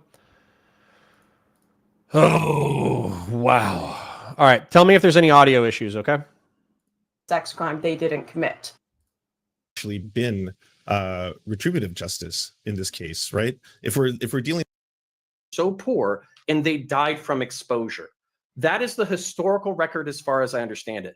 Now, if we're going to bring this down to the American level, I'm just baffled. That when people talk about the residential school system still existing, were voluntary, they weren't being removed from their homes. They're called residential schools because they were still technically under colonial. Okay. Even if this wasn't the exact point that we were at, this is still the same argumentative vibe that we were going for. Whether or not we should argue whether or not the residential school systems as they presently exist or existed in 1993 or 1996 whenever they got shut down are the same as late 19th century, early 20th century residential schools. That's where we're at. That's where we're going to continue. It's about to get mad stupid. So if you haven't already, then go ahead and like the stream. You know, obviously it helps us in the algorithm, et cetera, et cetera. Go ahead and like the stream. That way other people know that we're live, and follow on Twitch and donate if you want to. It is not exactly my birthday, but it's pretty much my birthday. So if you do have dollar dues burning a hole in your pocket, then go ahead and donate. If you don't have dollar dues burning a hole in your pocket, then just your mere presence, being here, checking out this classic debate, enjoying the banter in chat, enjoying my banter and me taking psychic damage. That's all we need from you. Okay. That's all we need from you is you to be present and to have a good time. All right. Let's continue on. Education. So they were not being taught their languages. They were not being taught their culture. And we can talk about how that could be a problem, but to compare that to the residential schools where children were being ripped away from their families is just not even on the same level. And I find that extremely disingenuous. Sure. So if that's the dumbest thing you've ever heard in your life, you've lived a more privileged life than I thought possible. And I'm just going to say this, the burden of proof. If I'm such an idiot and that's the dumbest thing you've ever heard, then clearly you haven't seen or heard way more dumb things. It's like, good one, Lance. Good counter. Nailed it. Holy shit. Would then be upon you. If you're going to assert that this school doesn't really constitute a residential school because at the end of the day, nothing bad happened here related to the same systems in place from the other residential schools in Canada, then again, please demonstrate that with some kind of factual evidence. I mean, okay, so the Canadian government argued that it wasn't a residential school, but, and I'm telling you, sure, it is registered as a residential school, but the reason is this individual who wanted to get compensation was able to make the argument, I was removed from my family to go to an education system which did not uphold my language. And the removal from the family was voluntary. His claim that it was his only option, and he claims that he was told he should go there, even though he only has a signed affidavit and no proof of that.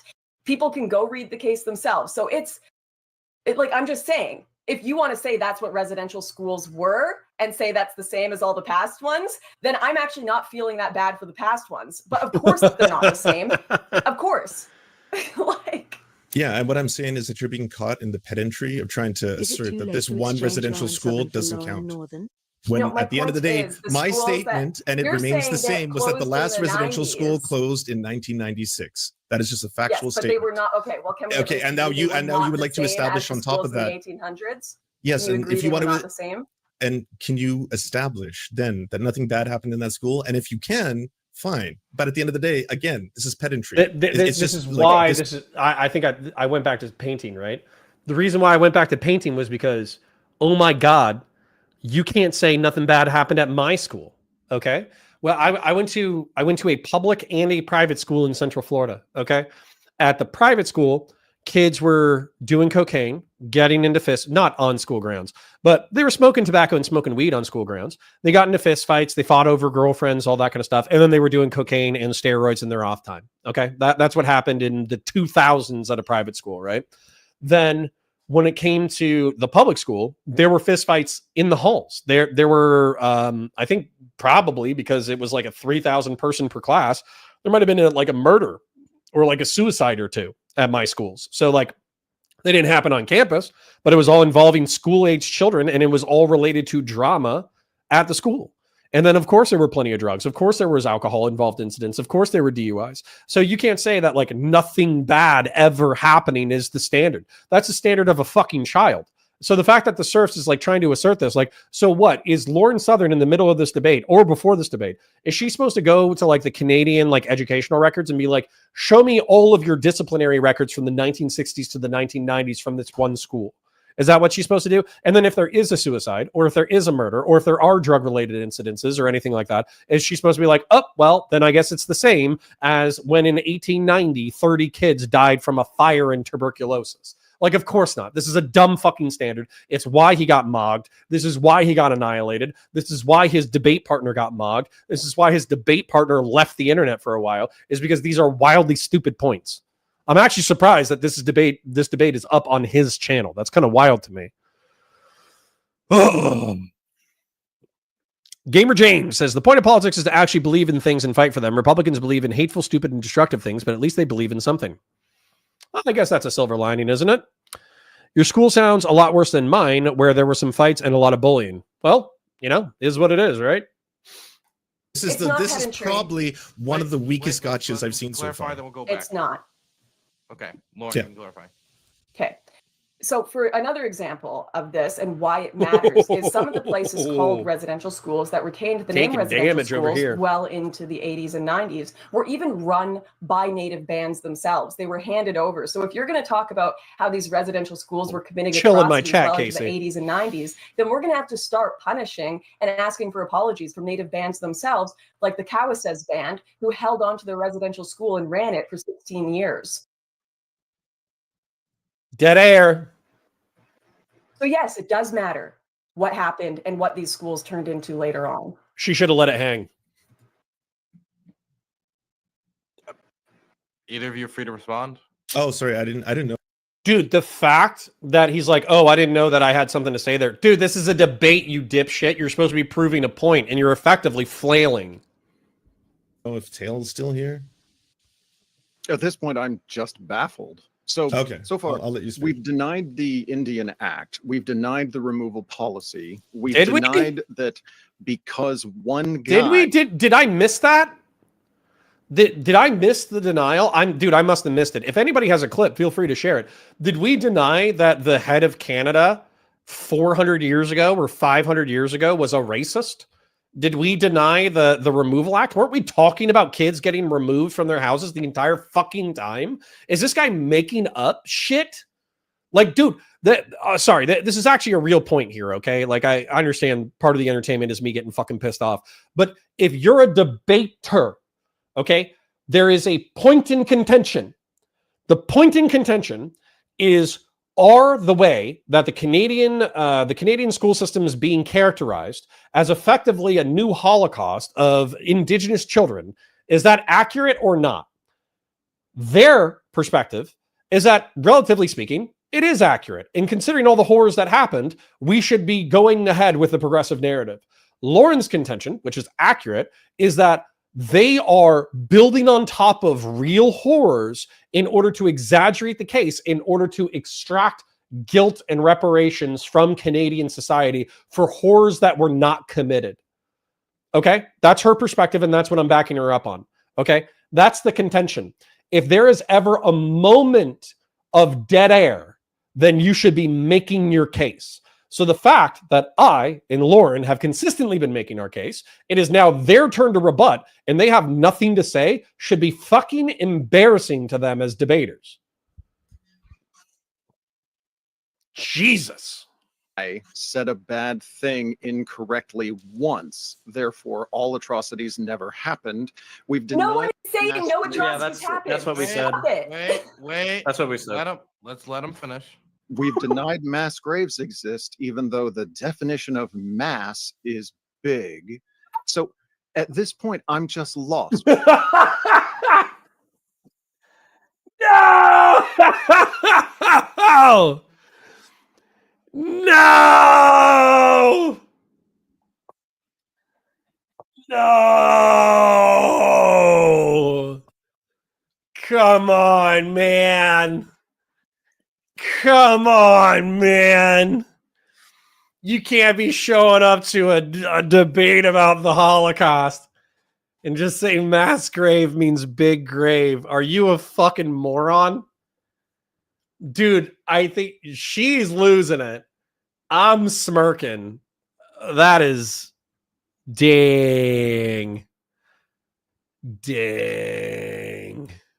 What definitions are we even working with? I'd really like some clarification on some of this. I mean, So is a if we're going graveyard a mass grave? if we're going to throw out the Indian Act as even a discussable topic, then feel free. I have no trouble with that. Because as I was led to believe, the initial conversation was on restorative justice.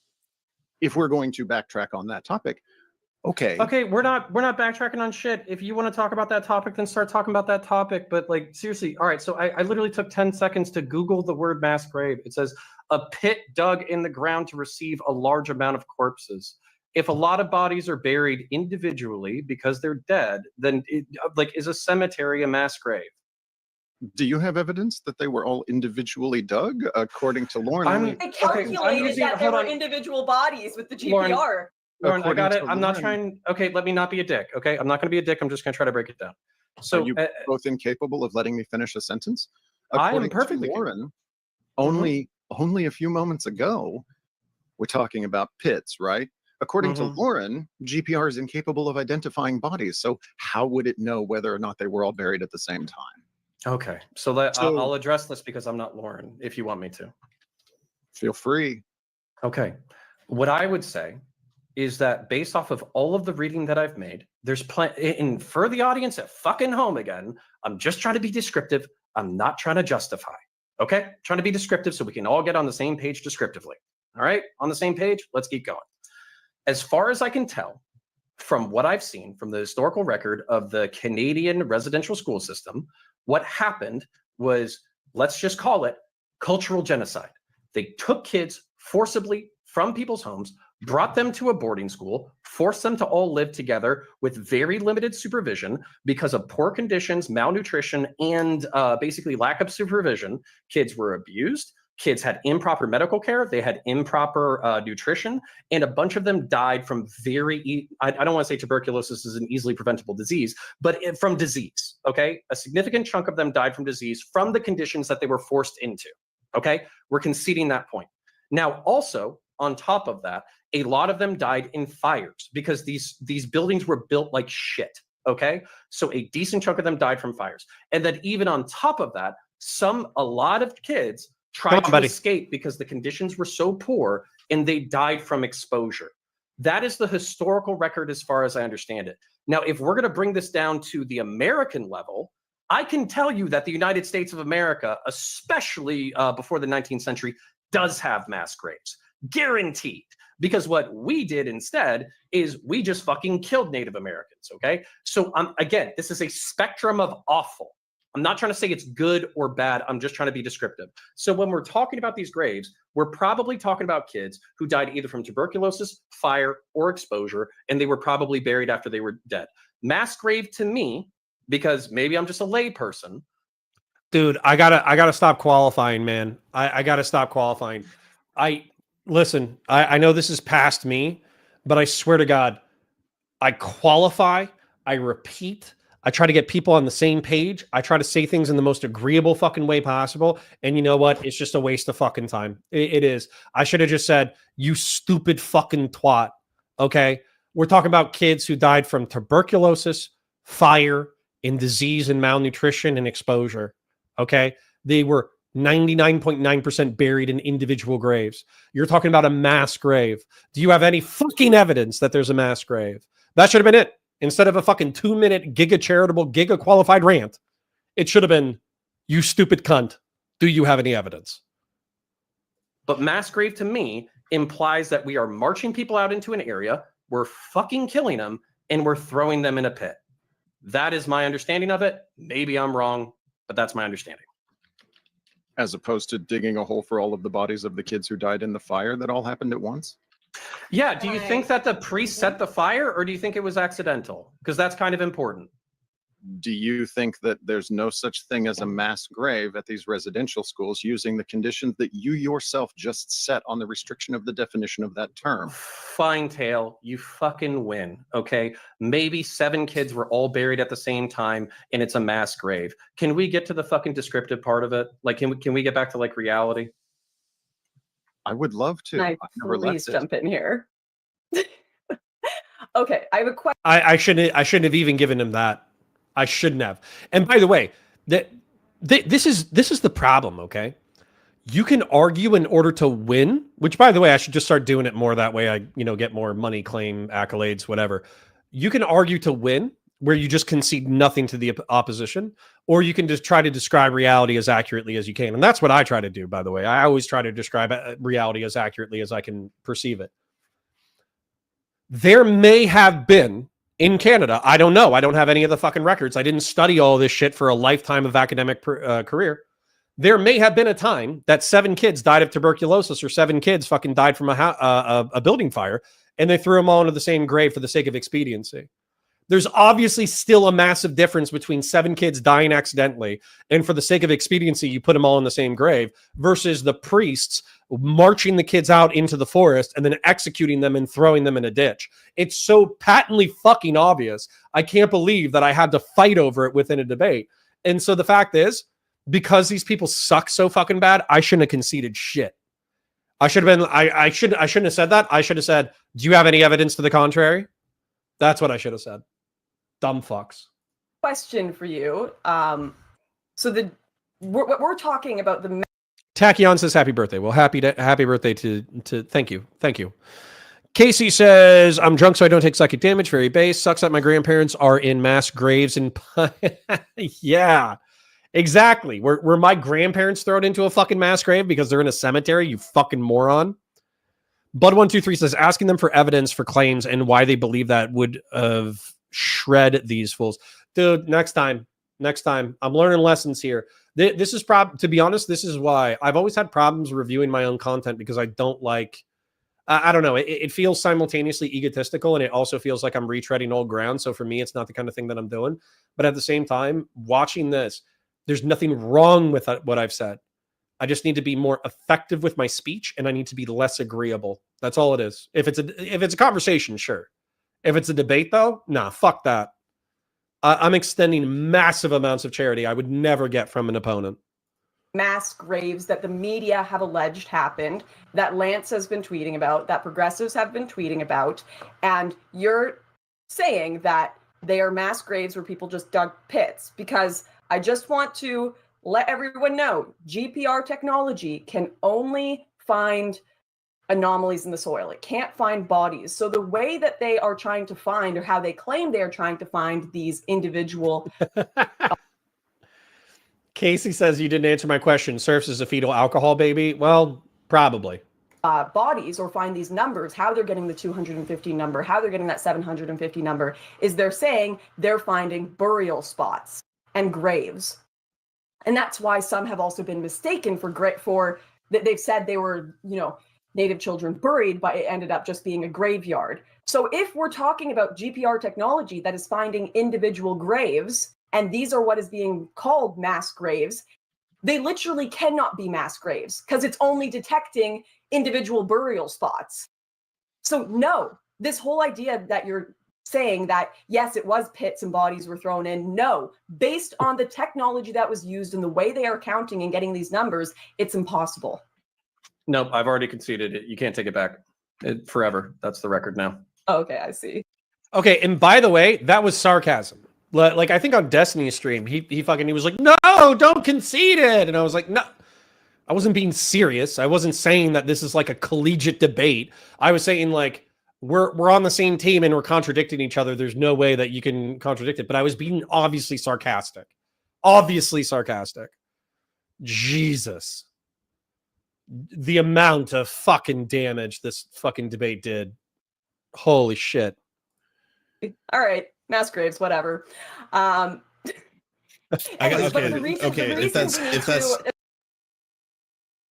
Casey says, do you think I have a chance with Lauren Southern?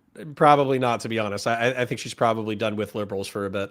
Establish what crimes happened to talk about retributive justice is we need to know what the retributive justice we're discussing was for, right? Sure. That's why we're absolutely. Okay, so I'd like to answer that one for you. Burial. This is a question to both Counterpoints and Lauren. As of now, how many priests and nuns have been convicted for sexual crimes against children as a result of the residential school system? Dude, I'm on the same page. If priests and nuns committed sexual assault against kids, put them in jail. But build a mass, never mind. But this shit happened in the US. This shit happened at boys' schools in Florida. This shit happened in Ireland. It was horrific. And I hope every one of those things is investigated. We don't disagree on that. And if it didn't happen, it should happen. What we're disagreeing on is whether churches should be burned down today and whether there were mass graves. So do you want to attempt answering the question? Because Lauren seems unable to. How many? I don't know. No, how many? No. I don't want to answer how many. I was going to back her up on a moral point. So no, please tell me. Sure. No, I'm sure we're all against pedophilia. So as of now, there's been 40 convictions, and that means that there's been 37,951 complaints that have been levied. They have not been pursued. As of now, an estimated 5,000 priests, nuns, and teachers have committed sex crimes against these children, and they're not being charged for that. The first time anyone was put to task for this was in 2008, and that was somebody who had molested 17 boys, and that was the first major conviction. So this is what I mean when I say that there hasn't actually been retributive justice in this case, right? Okay, I'm gonna put it this to you, because obviously this debate is very, very, very, very dumb. And everybody thank QC John for giving us all this psychic damage that we're suffering through together right now. Thank you to the 30 people cross-platform who, even after some technical issues, have decided to hang about and take psychic damage with us. So here's the thing about sex crimes, talking about it from a former law enforcement perspective, okay?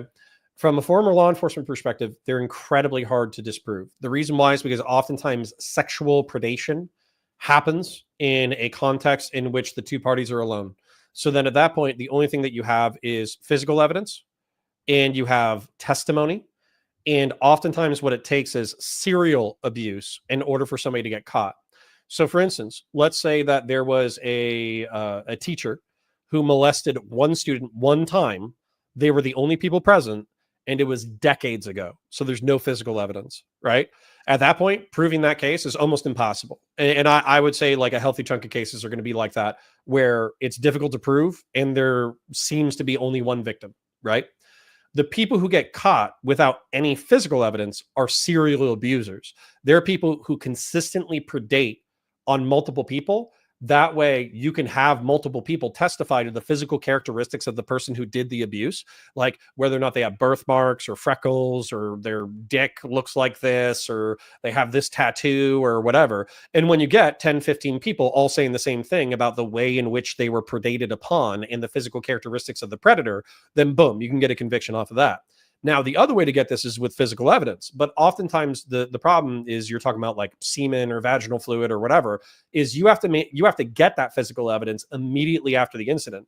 So the victim has to call you immediately after the incident occurs. And then on top of that, they cannot take a shower and they cannot clean or wash themselves after the incident has occurred. And oftentimes, because of the emotional trauma of a sexual assault, people's first instinct is to clean up. So they will clean up the fluids of the attacker. They will clean themselves up because that's a human instinct.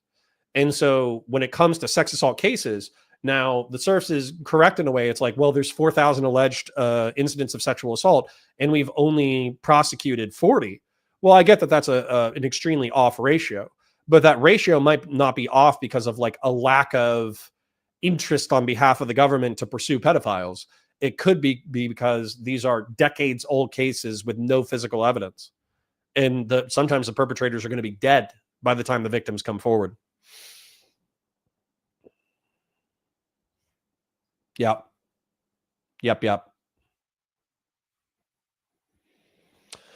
Well, QC John says, well, would a conservative wannabe homesteader that has an addiction to hunting, fishing, and lots of beer have a chance with her? Yeah, probably. But dude, you gotta take on her kid. You got to be private. You got to keep your relationship on the down low, and you got to be cool with her traveling the world in order to shoot documentaries. So, you gotta shoot your shot, but you got to be really polite and supportive. I'm going to play this because it's my content, right? So you're getting my old content. I'm going to hit the head real quick and get some water. So enjoy old Connor taking psychic damage for a minute. If we're dealing with thousands and thousands of priests, nuns, and teachers who had sexually molested children, that would be a place to start. Moment. I mean, unlike the Catholic churches, who at this point we do not know who's burning them down, in this case, we do know who committed these heinous crimes. Okay, then to address this head on, yep. This is where, like, again, I am not your enemy in this fight at all. So if anybody touched any kid of any background and abuse them, then what I think the system should do to them is not even fit for Twitch. Okay.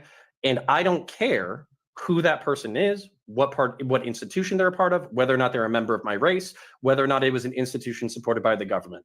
Go after them with the full force of the law and punish them accordingly.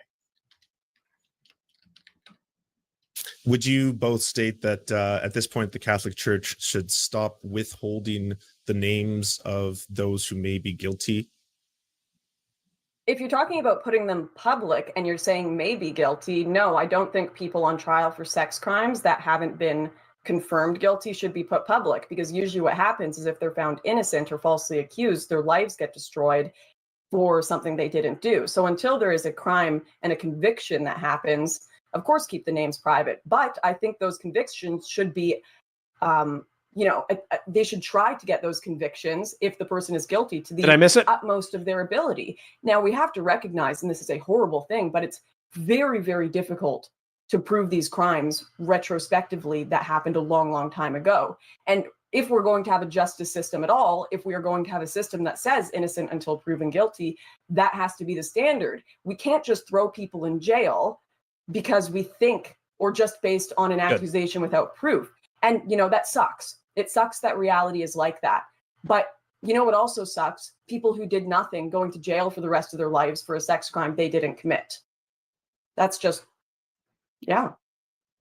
I'm curious why we keep setting this as a long, long time ago. I was still figuring out Windows 95 when the last of the boarding schools in Canada was closed. There were even still a few that are open today in the United States. These are ongoing crimes. We address that, keep up. Then address it again. Okay, not to mention, even a rape committed against anyone in the 90s would be very difficult to prove and get evidence for today. I'm not even sure when we started getting these systems in place for rape kits in Canada. Like, when did that even come about? I'd have to research that. But this is, it's very difficult to prove these historical cases. I just want to address this point head on because I don't want to feel like we're dodging. Okay, so what we said was that during the early 20th century and during the late 19th century, They were brutal fucking conditions. And as these things became less and less acceptable, some of these schools were turned over to native control.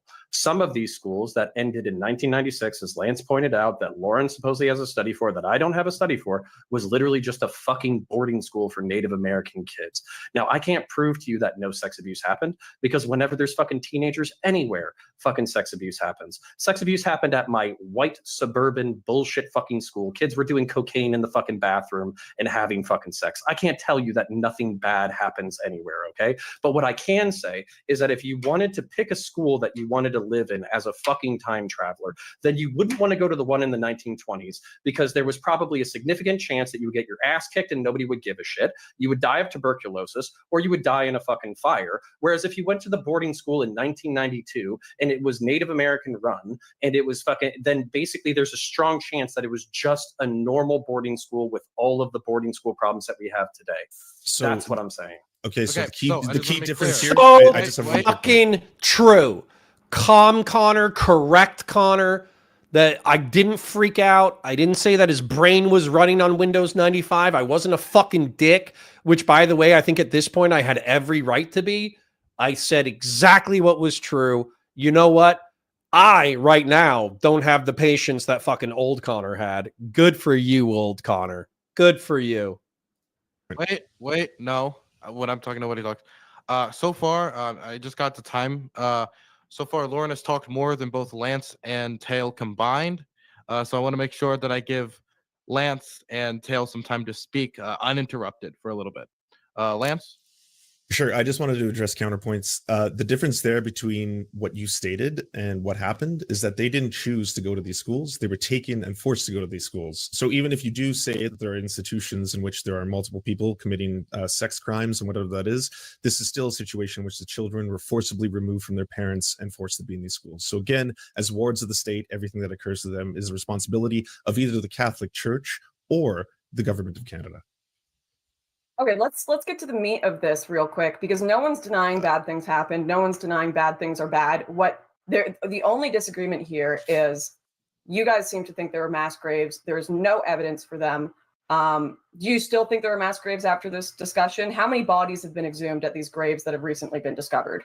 So that seems to be the only thing that you're trying to propose as your conditions. But if you didn't listen to what Dylan just said, he said that you'd spoken the most in this debate, and so he was going to give Tail to and Oh, dude, wait for the cringe. Wait for it. It's going to be so beautiful. Listen to it. Rabbit's a chance to speak.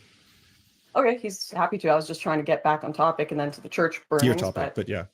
Well, That's the topic we agreed on. Okay. Tail, if you want to speak, you can. You're free to speak. At this point, I'm a little bit lost. There's been a lot of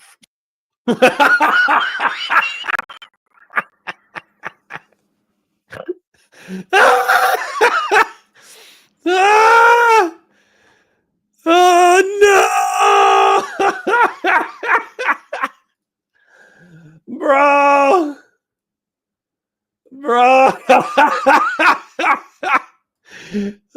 Can I zoom? How can I zoom? How can I zoom? Bro!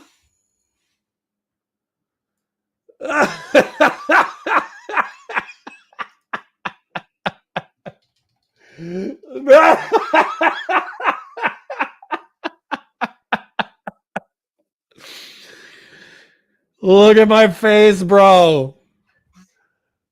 Look at my face, bro. I'm taking so much fucking damage, bro.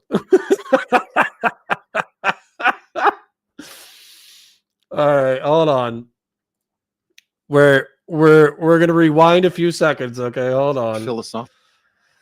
We're gonna let it play out. I just saw him say what he said, and then I saw my face fucking just drop. So let's watch that again in real time. Okay, he's happy to. I was just trying to get back on topic and then to the church burnings. Your topic, but yeah. Well, That's the topic we agreed on. Okay. Tail, if you want to speak, you can. You're free Watch to this. speak. At this point, I'm a little bit lost. There's been a lot of philosophical quibbling over the definition of the word mass grave, to the point where someone had to Google it because they didn't even know the definition coming into the game, which I think is a little inappropriate if you're going to be discussing Dude, I got so fucking pissed when he said that shit.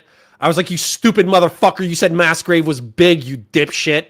And you're fucking beefing with me because I Googled it. That's called humility. That's called like knowing what you know and then wanting to be specific. And you fucking dipstick came into this debate not knowing your fucking ass from your elbow and you're fucking dogging me. Get the fuck out of here.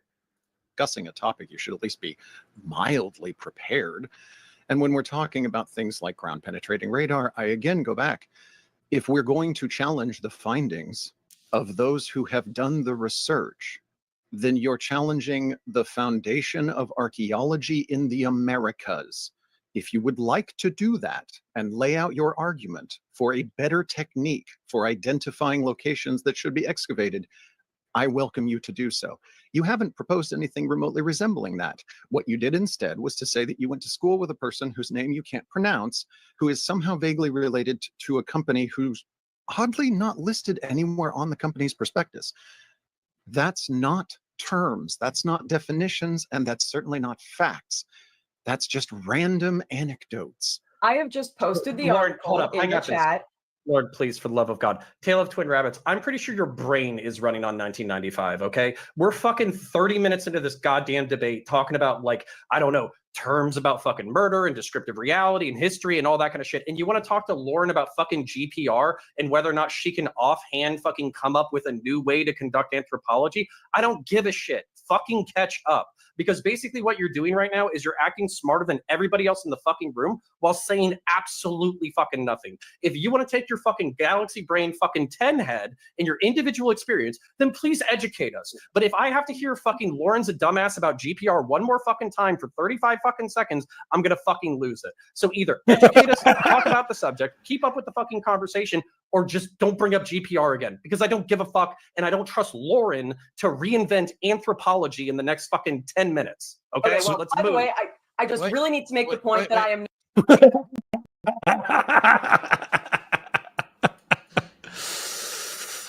Old school for $10. It's your birthday. If I knew you IRL, I'd buy your first 4 Dune books as a gift to read. Since I don't, here's $10 to help you buy them. Well, thank you, old school. It is appreciated. Jesus Christ. While I am glad this rabbit shithead got bullied the fuck off the internet, it would have been base for him to try this shit in a real hippy dippy debate on Prime Kai. True.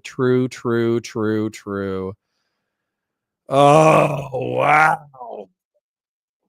Wow. Dude, the fury that I was experiencing fucking here. Holy shit. I was seeing fucking red. not making this up. I am citing. No, the woman who did the Lauren. We'll watch the Destiny clip in a second. Hold on. Lauren, Okay, sorry. please in the future do not do that. Okay. Do what? Rabbits, I want you to respond to Connor. He said a lot. Or if you want to respond, it's completely up to you. He needs to take a little break and get a glass of water. That's fine. I have no objection. Okay. I want to throw it over to Lance. What? That was your response, you fucking pussy? That was your response? You get fucking pile drived into the fucking ground, basically told you're a fucking moron, not paying attention to the fucking conversation, and your response is, well, if he wants to go get water or take a little break, then he can. You fucking dipstick. Are you shitting me? Bro, you want to talk to fucking Lauren Southern about GPR and how we conduct archaeology while making up positions she never said, and then fucking getting pile driven into the fucking ground, and that's your best response? Get the fuck out of here. What a fucking moron. Holy shit. Holy shit. Why does Connor look like he has a younger brother? Because this was me 3 years ago. Listen, all of this, all my stress was cumulative, meaning that back then I had all the same hatred and stress in my body at the same time, but then over intervening years, it's been released into my physical being. Jesus. All right, there's another moment in here that I want to catch, but You know what's funny is I think that the moment is literally in the Destiny. I think it's in the Destiny opening. So I'm going to pull it up real quick. Oh, this was such a funny debate. Well, QC John, I hate you for making me watch this again because I'm taking so much fucking damage. But holy shit, was that moment fucking funny. All right, Destiny, Lauren Southern, Serfs debate. I think it's in the intro. I think somebody tagged me. It's like 140. But I'm pretty sure that moment is in the intro. By your definition, All right. You ready for the intro? This is pretty fucking funny. literally every single cemetery is a mass grave. Oh, did you go to the mass grave yesterday and visit Grandpa? Like, yeah. What a... Let's let him finish. We've denied mass graves exist, even though the definition of mass is big. So at this point, Connor! Lord, please, for the love of God. Tale of Twin Rabbits. I'm pretty sure your brain is running on 1995, okay? Never mind. Connor, you're clear for takeoff. We're fucking 30 minutes into this goddamn debate talking about, like, I don't know, terms about fucking murder and descriptive reality and history and all that kind of shit. And you want to talk to Lauren about fucking GPR and whether or not she can offhand fucking come up with a new way to conduct anthropology? I don't give a shit. Fucking catch up, because basically what you're doing right now is you're acting smarter than everybody else in the fucking room while saying absolutely fucking nothing. Absolutely fucking true. Okay. What a classic. What a classic. Oh man. Okay, so hold on. That's obviously the peak, man. That's the peak. So then the question is there anything else worth catching? So I'm gonna ask QC John that, because obviously, like, we caught the build up, we caught him being a smug prick, we caught probably the best moment of the debate. Let's be real. And there was one other thing, I forget what it is, but I think it's where Tale of Twin Rabbit. Oh yeah. It was where Tale of Twin Rabbits basically says it's not my job to educate you. Let's hit that. And then if there's any other moments you want me to check out, I'll check them out. But I'm going to like click forward to them. I'm not going to watch them all. This is 2 hours. We've already been at it for like 4 hours, 3.5 hours for this stream. So, let's get to it's not my job to educate you. And then we'll probably wrap it up. Once again, the time is extremely lopsided at the moment. I want to make sure both sides get ample speaking time. Lance, do you want to say anything? Well, just to counterpoint's statement there, if Lauren is making the assertion that she believes in this case that this technology is not representational of the fact that there are mass graves, or perhaps we're lost again in the semantics of what constitutes a mass grave, then that is not on Tail to have to educate anyone on. He's simply stating that she is putting into question the findings, which have already been agreed upon, by the way, by most of Canadians. This is not something that's being disproven. This is again being stuck in semantics, and I can see Lauren's losing her mind in the process of hearing this. There's a reason why multiple people, including everyone here's favorite Justin Trudeau, has come forward and stated that yes, we'd like to apologize for this. We have acknowledged that this was genocide, that it is an ongoing process. He's become the first sitting prime minister to say that. I'm no fan of Justin Trudeau. He's progressive, but I though, think so it's that doesn't reached a mean point anything now where this is not something that is being let's just say debated. But I'll leave it to Tail to finish that. This is actually the debate, though. Joel and I understood that the topic was supposed to be retributive justice, and we still haven't talked about that. So talk about it, Broby. Can I respond? Just a 2-second response here. Bro, you literally got fucking stomped on, and your response was, it's not Tale of Twin Rabbits' job to educate you, and it's not my job to debate you because everybody agrees with me. Are you a fucking moron, man? This is literally a debate in which the facts are disagreed upon. It is absolutely your job to educate everyone in the room, and it's absolutely your job to debate it. It's literally a fucking debate. I don't know why the fuck you're here unless you were here to debate, you fucking dipstick. What the fuck? What the fuck? Dude, this was peak progressive entitled mentality. This is what Twitch and YouTube, when you have an echo chamber that allows you to say stupid bullshit unchecked, this is how you become a smug, stupid fucking asshole who gets fucking stomped by people outside of your safe space, right? It's because you literally think it's not your job to educate or to debate when you are going to a debate about a topic in contention. Are you fucking stupid? Holy shit. Zero Fuck says, hey, happy birthday. Well, thanks for coming by. Appreciate you. Whoo! RC Armor Salt says, Counter, you literally look 27 years old in this clip. Well, I think when you shave your face a little bit, it gives you a little bit of a baby face. Weld QC, but you have to cover Lauren outro where he tries to hit Lauren after you and her just wiped your asses with his face. All right, we'll do that. Let's play another 30 seconds and then we'll hit the outro. Sorry, No. you can respond. Hold on. Not. Just Okay, hold I thought on. you were done. Okay, you can continue. Well, I got interrupted there by counterpoints for just a moment. I was willing to What let a him finish, pussy. I suppose. But in any case, Dude, what a pussy. He literally says, I thought I was here to talk about retributive justice. And I say, do it, bro beans. And he's like, oh, I got interrupted. Bitch, talk. Talk. It's a debate. I'm not particularly interested in educating you. If you would like to talk to me after. Holy shit. I forgot he said it literally. I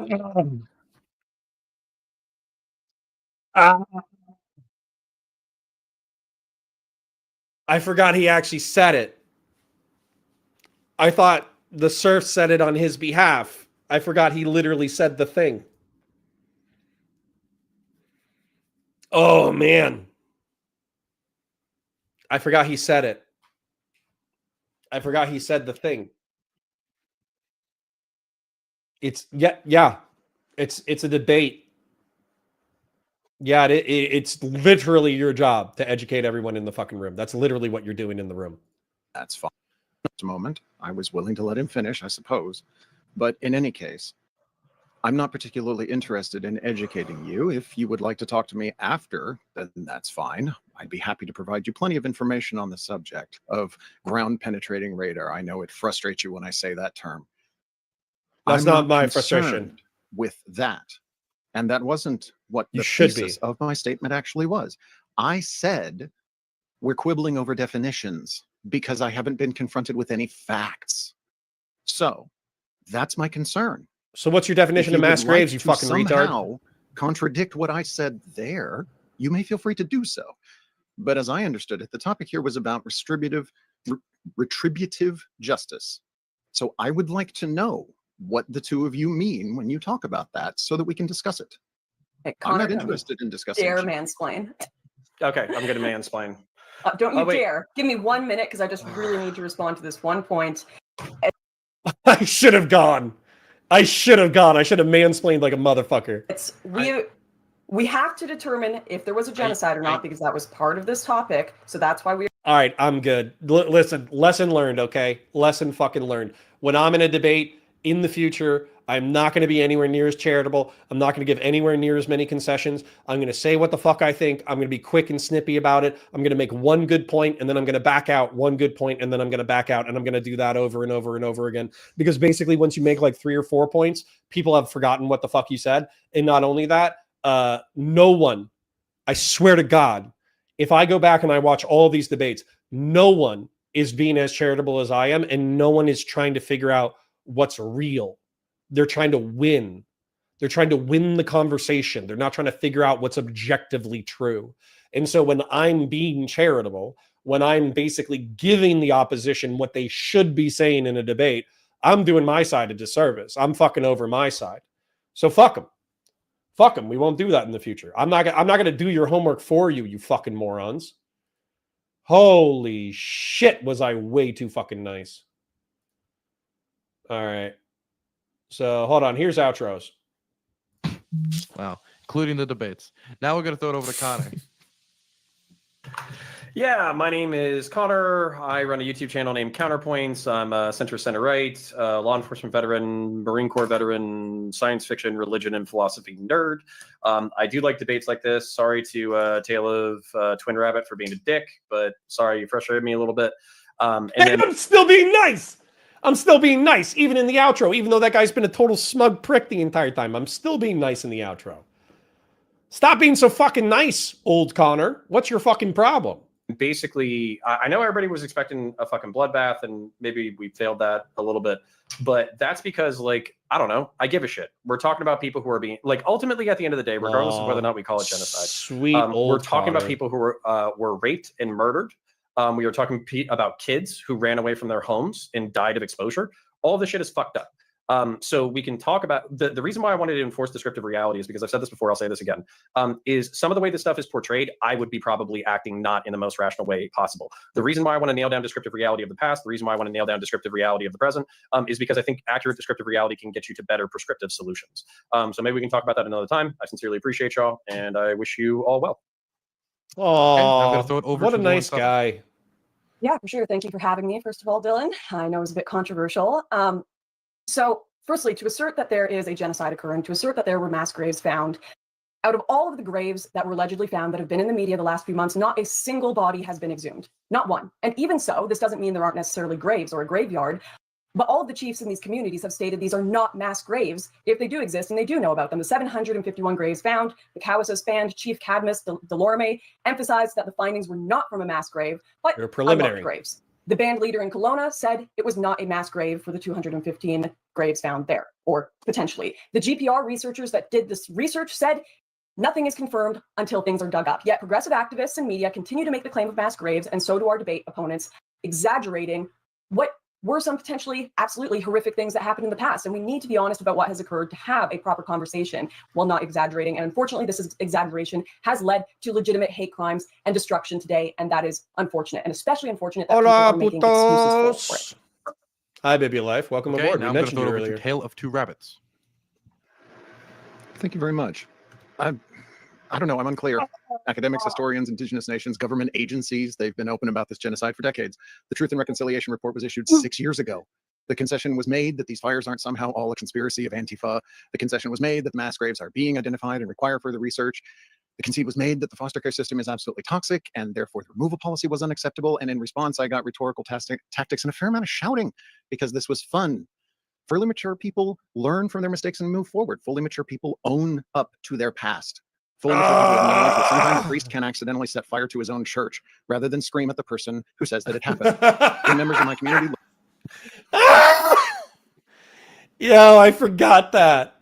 There was a bunch of churches that got vandalized and Molotov cocktailed, and fucking the Serfs and Tale of Twin Rabbits were trying to argue that it was accidental fires. Dude, kill me. I wanna pull I forget what that guy's name, Peter Coffin, the guy who kicked himself in the nuts on fucking live TV. That's what I want to do to myself right now. Holy shit. And thank you for the Dono Biblio Life. Holy shit. learned that I'd agreed to participate in this, they were appalled. I hope they now at least kind of partially understand why I did. They did not. Okay, before we... By the way, they did not. So he was saying that some progressives were giving him shit for having the debate with Lauren Southern in the first place, and that they were disgusted that he would even entertain the conversation. And they did so poorly that the Serfs got fucking annihilated on the comments to this fucking video. And Tale of Twin Rabbits had to shut down all his social media for like a month because of how aggressively people were shit talking him. And it's funny. So Silver, aka Bibliolife, don't know if that's a dox, but he was hanging out with me in a chat, and Taze, him and I hung out in a chat after this debate, and we literally thought it was unwatchable. We thought no one would watch it because it was so terrible. It was such a horrific train wreck. And yet, because it was a horrific train wreck, everybody watched it because everybody loves a good train wreck. Before we throw it over to Lance to wrap it up, I just want to let everybody know that tomorrow we have the Hippie Dippy Roundtable on my show for this Friday. And next week, I had to reschedule due to today's... Dylan does deny that he knew what the Serfs was going to do. So Lauren and I talked in back channels, and we wondered if Dylan knew that the Serfs was going to use this as a moral pretext in order to grandstand about how big of a piece of shit Lauren was. We wondered if Dylan was in on it because he did a partial outro before the Serfs went. I did talk with Dylan about it, I don't know, 6 months ago, maybe less than that. And he said, nope, I had no idea. It was all accidental. So, and I like Dylan. I relatively trust him. So I kind of believe him. Technical difficulties. My review of Tariq Nasheed's new movie, Buck Breaking, with Your Movie Sucks, which should be happening hopefully some point next week. Now we're going to throw it over to Lance to wrap it up. Yeah, I don't think there can be any restorative justice as long as the people responsible aren't taking claims for the actions they've done.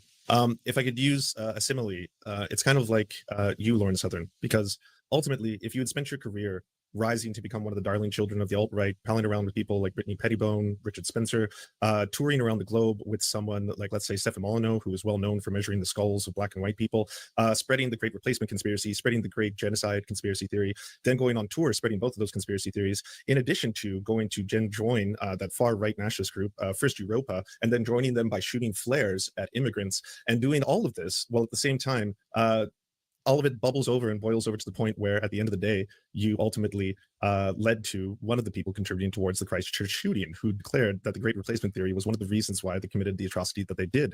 Afterwards, you then took everything back. Pussy. You fucking pussy. Bringing this all up at the end so I don't have a chance to respond. You can respond. I'm more than glad. More than glad. Okay. More than glad. I would love.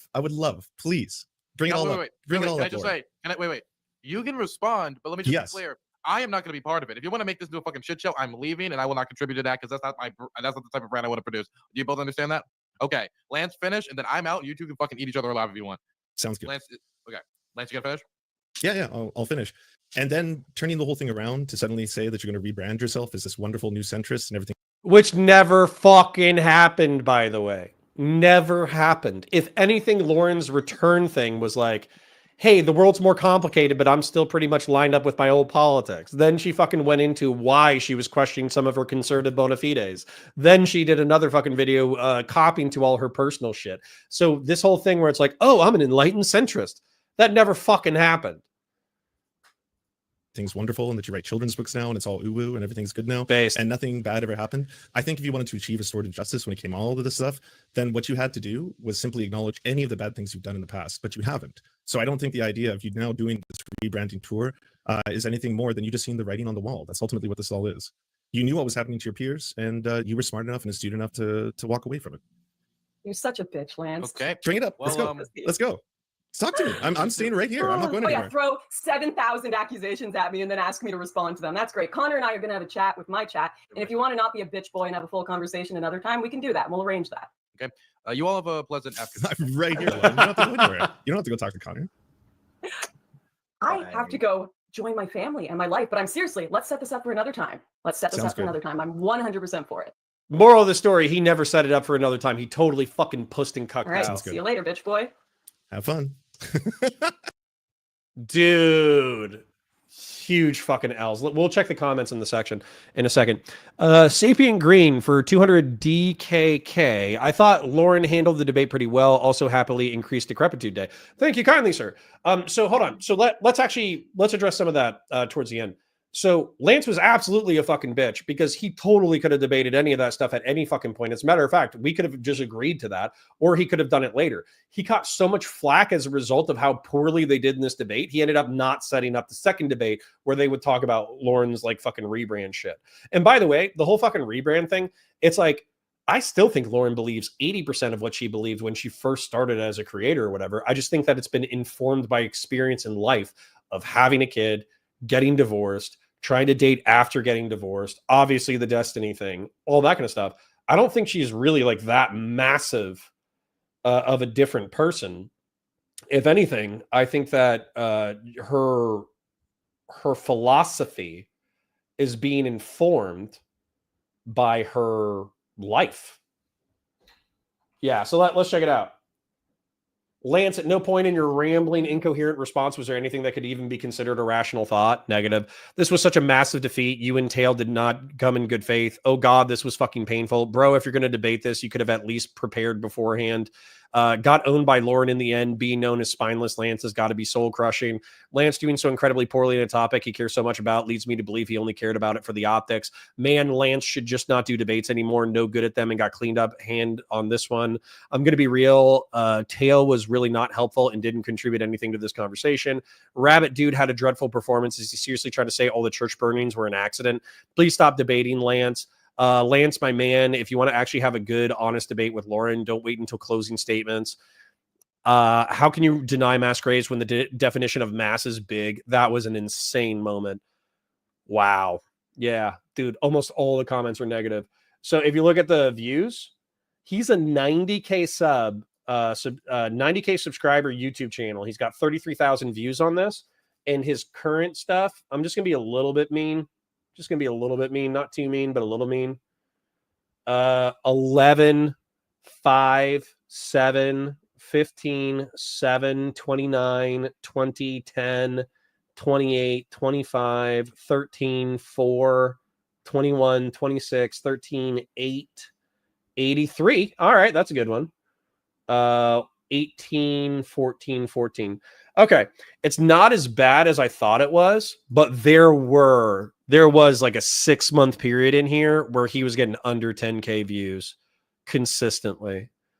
And yeah, like obviously as like an almost 100K channel, you want to be getting a minimum of 10K views for each video, minimum.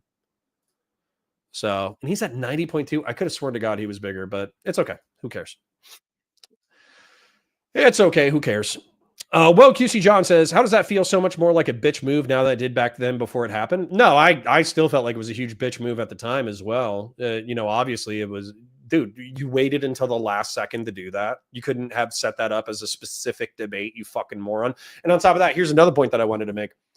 Everyone gives Lauren shit for the flare incident. And back then that was kind of like, you can tell how much the landscape has changed, because back then it was like, oh, you want to associate with Lauren Southern, the girl who shot flares at refugees. And then if you were kind of like, well, she didn't really shoot them at them. She had a road flare and she was in a dinghy boat trying to block a boat that was accused of human trafficking. That was later imported for being accused of human trafficking and coordinating with human traffickers in order to bring refugees to Europe. So technically the thing she was protesting was accurate about it. And at no point was anyone in any danger unless you consider a delay of the boat to be endangering someone's life. So her actions by comparison, obviously associating with Identity Europa, probably is what pushed that over the edge to being edgy.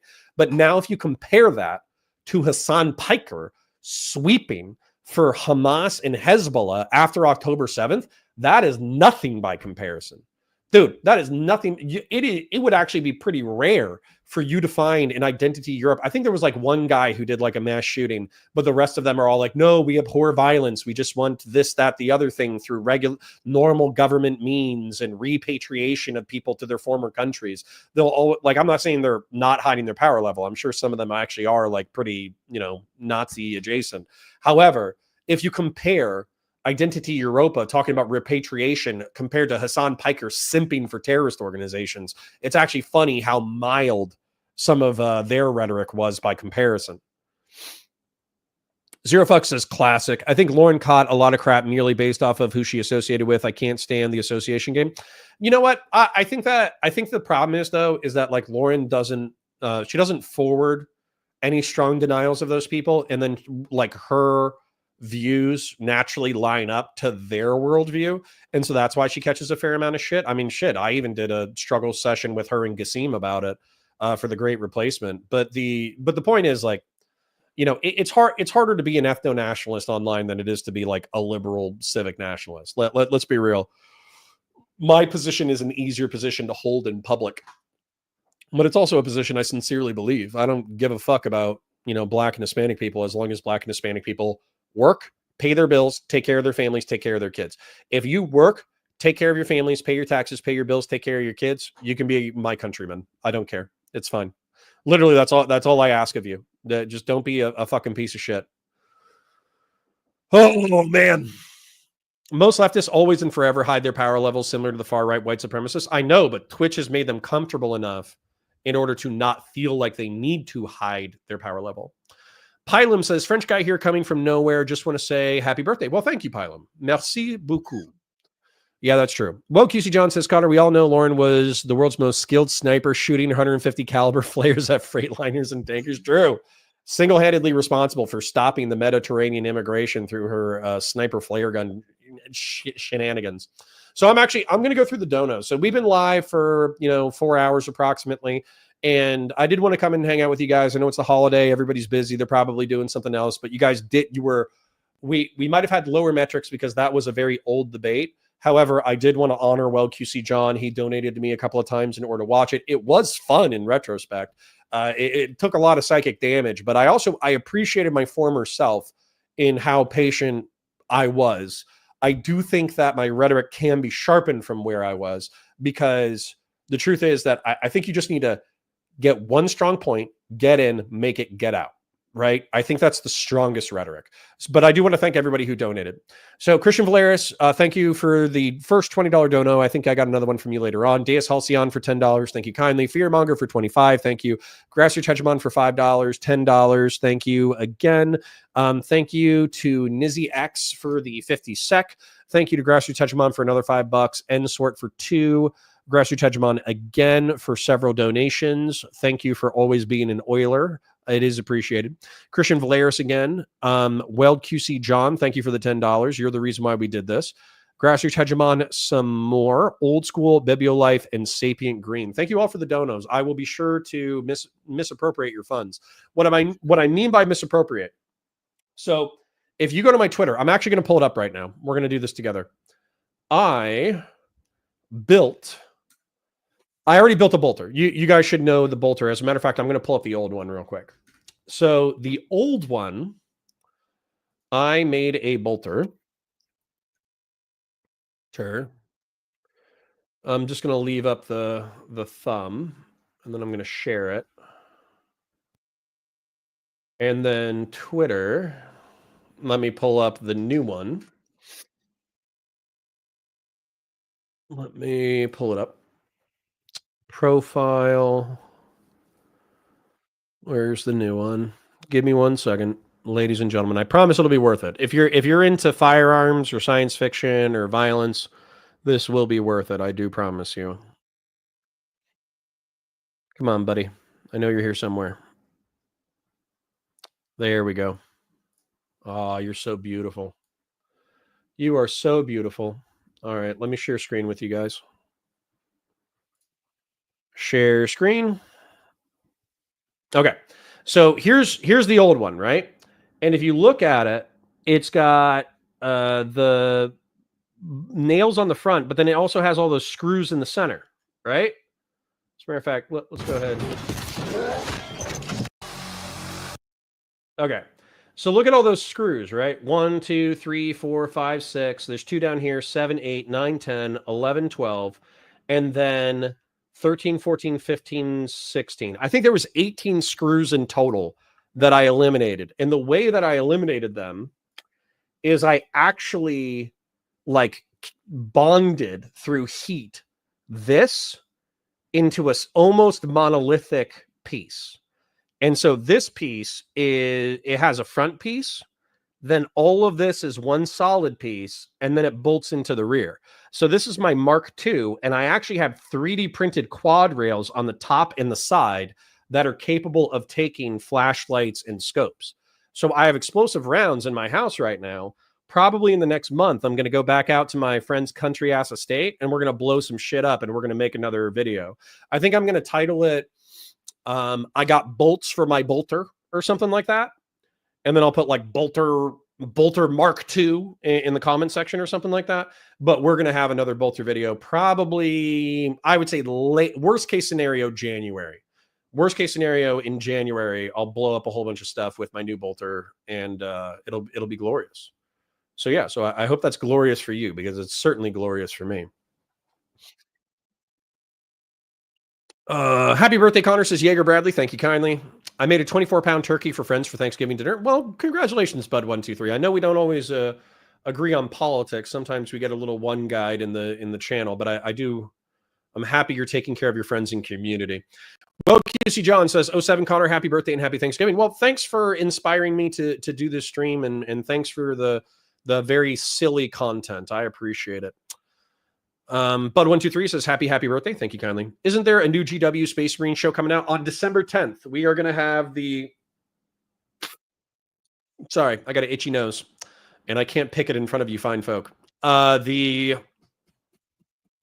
Secret Level, that's what it's called. Secret Level is probably going to have an Astartes 2 quality animation released on December 10th. I will, of course, do a breakdown the week afterwards. So I might even, just because it's Amazon and they make $1 billion a day and they're probably going to hit me with copyright, I might even upload it like within 3 or 4 days and then expect it to get copyright and then do the copyright appeal. So that might be what happens with that one. Old School says, wait, Connor is into violence? Why didn't anyone tell me? Indeed. Christian Valaire says, based. Sapien Green says, so when are you starting the Counterpoints Militia and Bolters and Power Armor? Well, I mean, now. I have a federal firearms license. So I did the bolter already. It's sitting over here. I have a bolt pistol and chainsword behind me somewhere up here in this cabinetry. And then after that, I'll be doing the Halo Magnum pistol, and then I'll be doing the battle rifle from Halo. So we're going to continue building, like, dude, I got plans. I got plans on plans on plans. I got Fallout weapons. I got Halo weapons. I got Aliens weapons. I got Killzone weapons. I got Gears of War weapons. I got, like, no baloney. I have 70 different weapons planned to take an existing firearm or an existing knife or sword and then modify it aesthetically to look like it's a part of a science fiction universe while being deniable for copyright reasons. And then I'm going to start selling them. So I don't expect to be like a millionaire off of it, but I think it's going to be an interesting side project. Did I watch the most recent Sodaz video? I did. Not only that, RC Amershalt, you are probably going to be excited because that's actually my next breakdown. It's going to be Dark Age Astartes versus Techno Barbarians, and it's going to be the Sodaz Sunburst animation.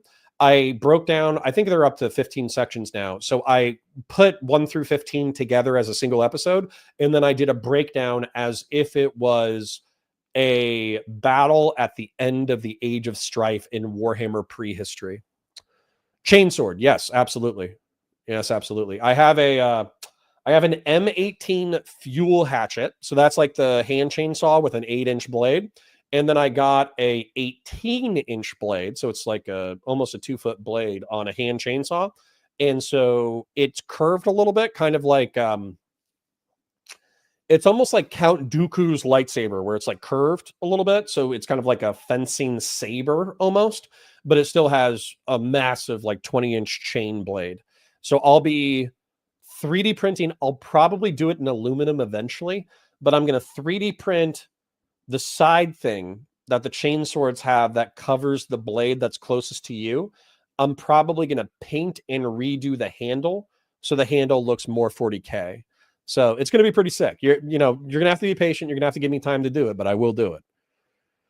Bud123 says, I agree with most of your solutions to problems, so I would vote for you for president over Kamala or Trump. Well, Bud123, that does mean a lot. I think as a counterpoints community, I think we got a little sensitive there towards the end of the election, because obviously I was hoping that Kamala would be able to pull out a 51-49 victory. But you know what? It is what it is. We're just going to have to ride the Trump wave. It is what it is. If he does good stuff, then I'll be like, okay, I'm surprised and I'm happy that it's good. And then if he does crappy stuff, then I'll be like, haha, I told you so. And then I'll just be mean about it. So it is what it is. But RC, good to see you. Bud123, good to see you. Jonah Boy, sup everyone. Hope everyone had a good Thanksgiving. Jonah Boy, you're showing up towards the end, but I do appreciate you dropping by. Sapient, Christian, Valeris, everyone else that I recognize. Jaeger, thanks for dropping by. Zero fucks. Pilum, thanks for being a nice Frenchman. Bibio Life, good to see you. All that stuff. So anyways, it has been 4 hours of streaming. I do parasocially love you guys. Thank you for hanging out with me while we took a trip down memory lane. Thank you for the donations. I do promise to put them towards science fiction firearms. Parasocial love to you and yours. 07's in the chat. RC says happy birthday. Well, happy birthday to you. Bye for now.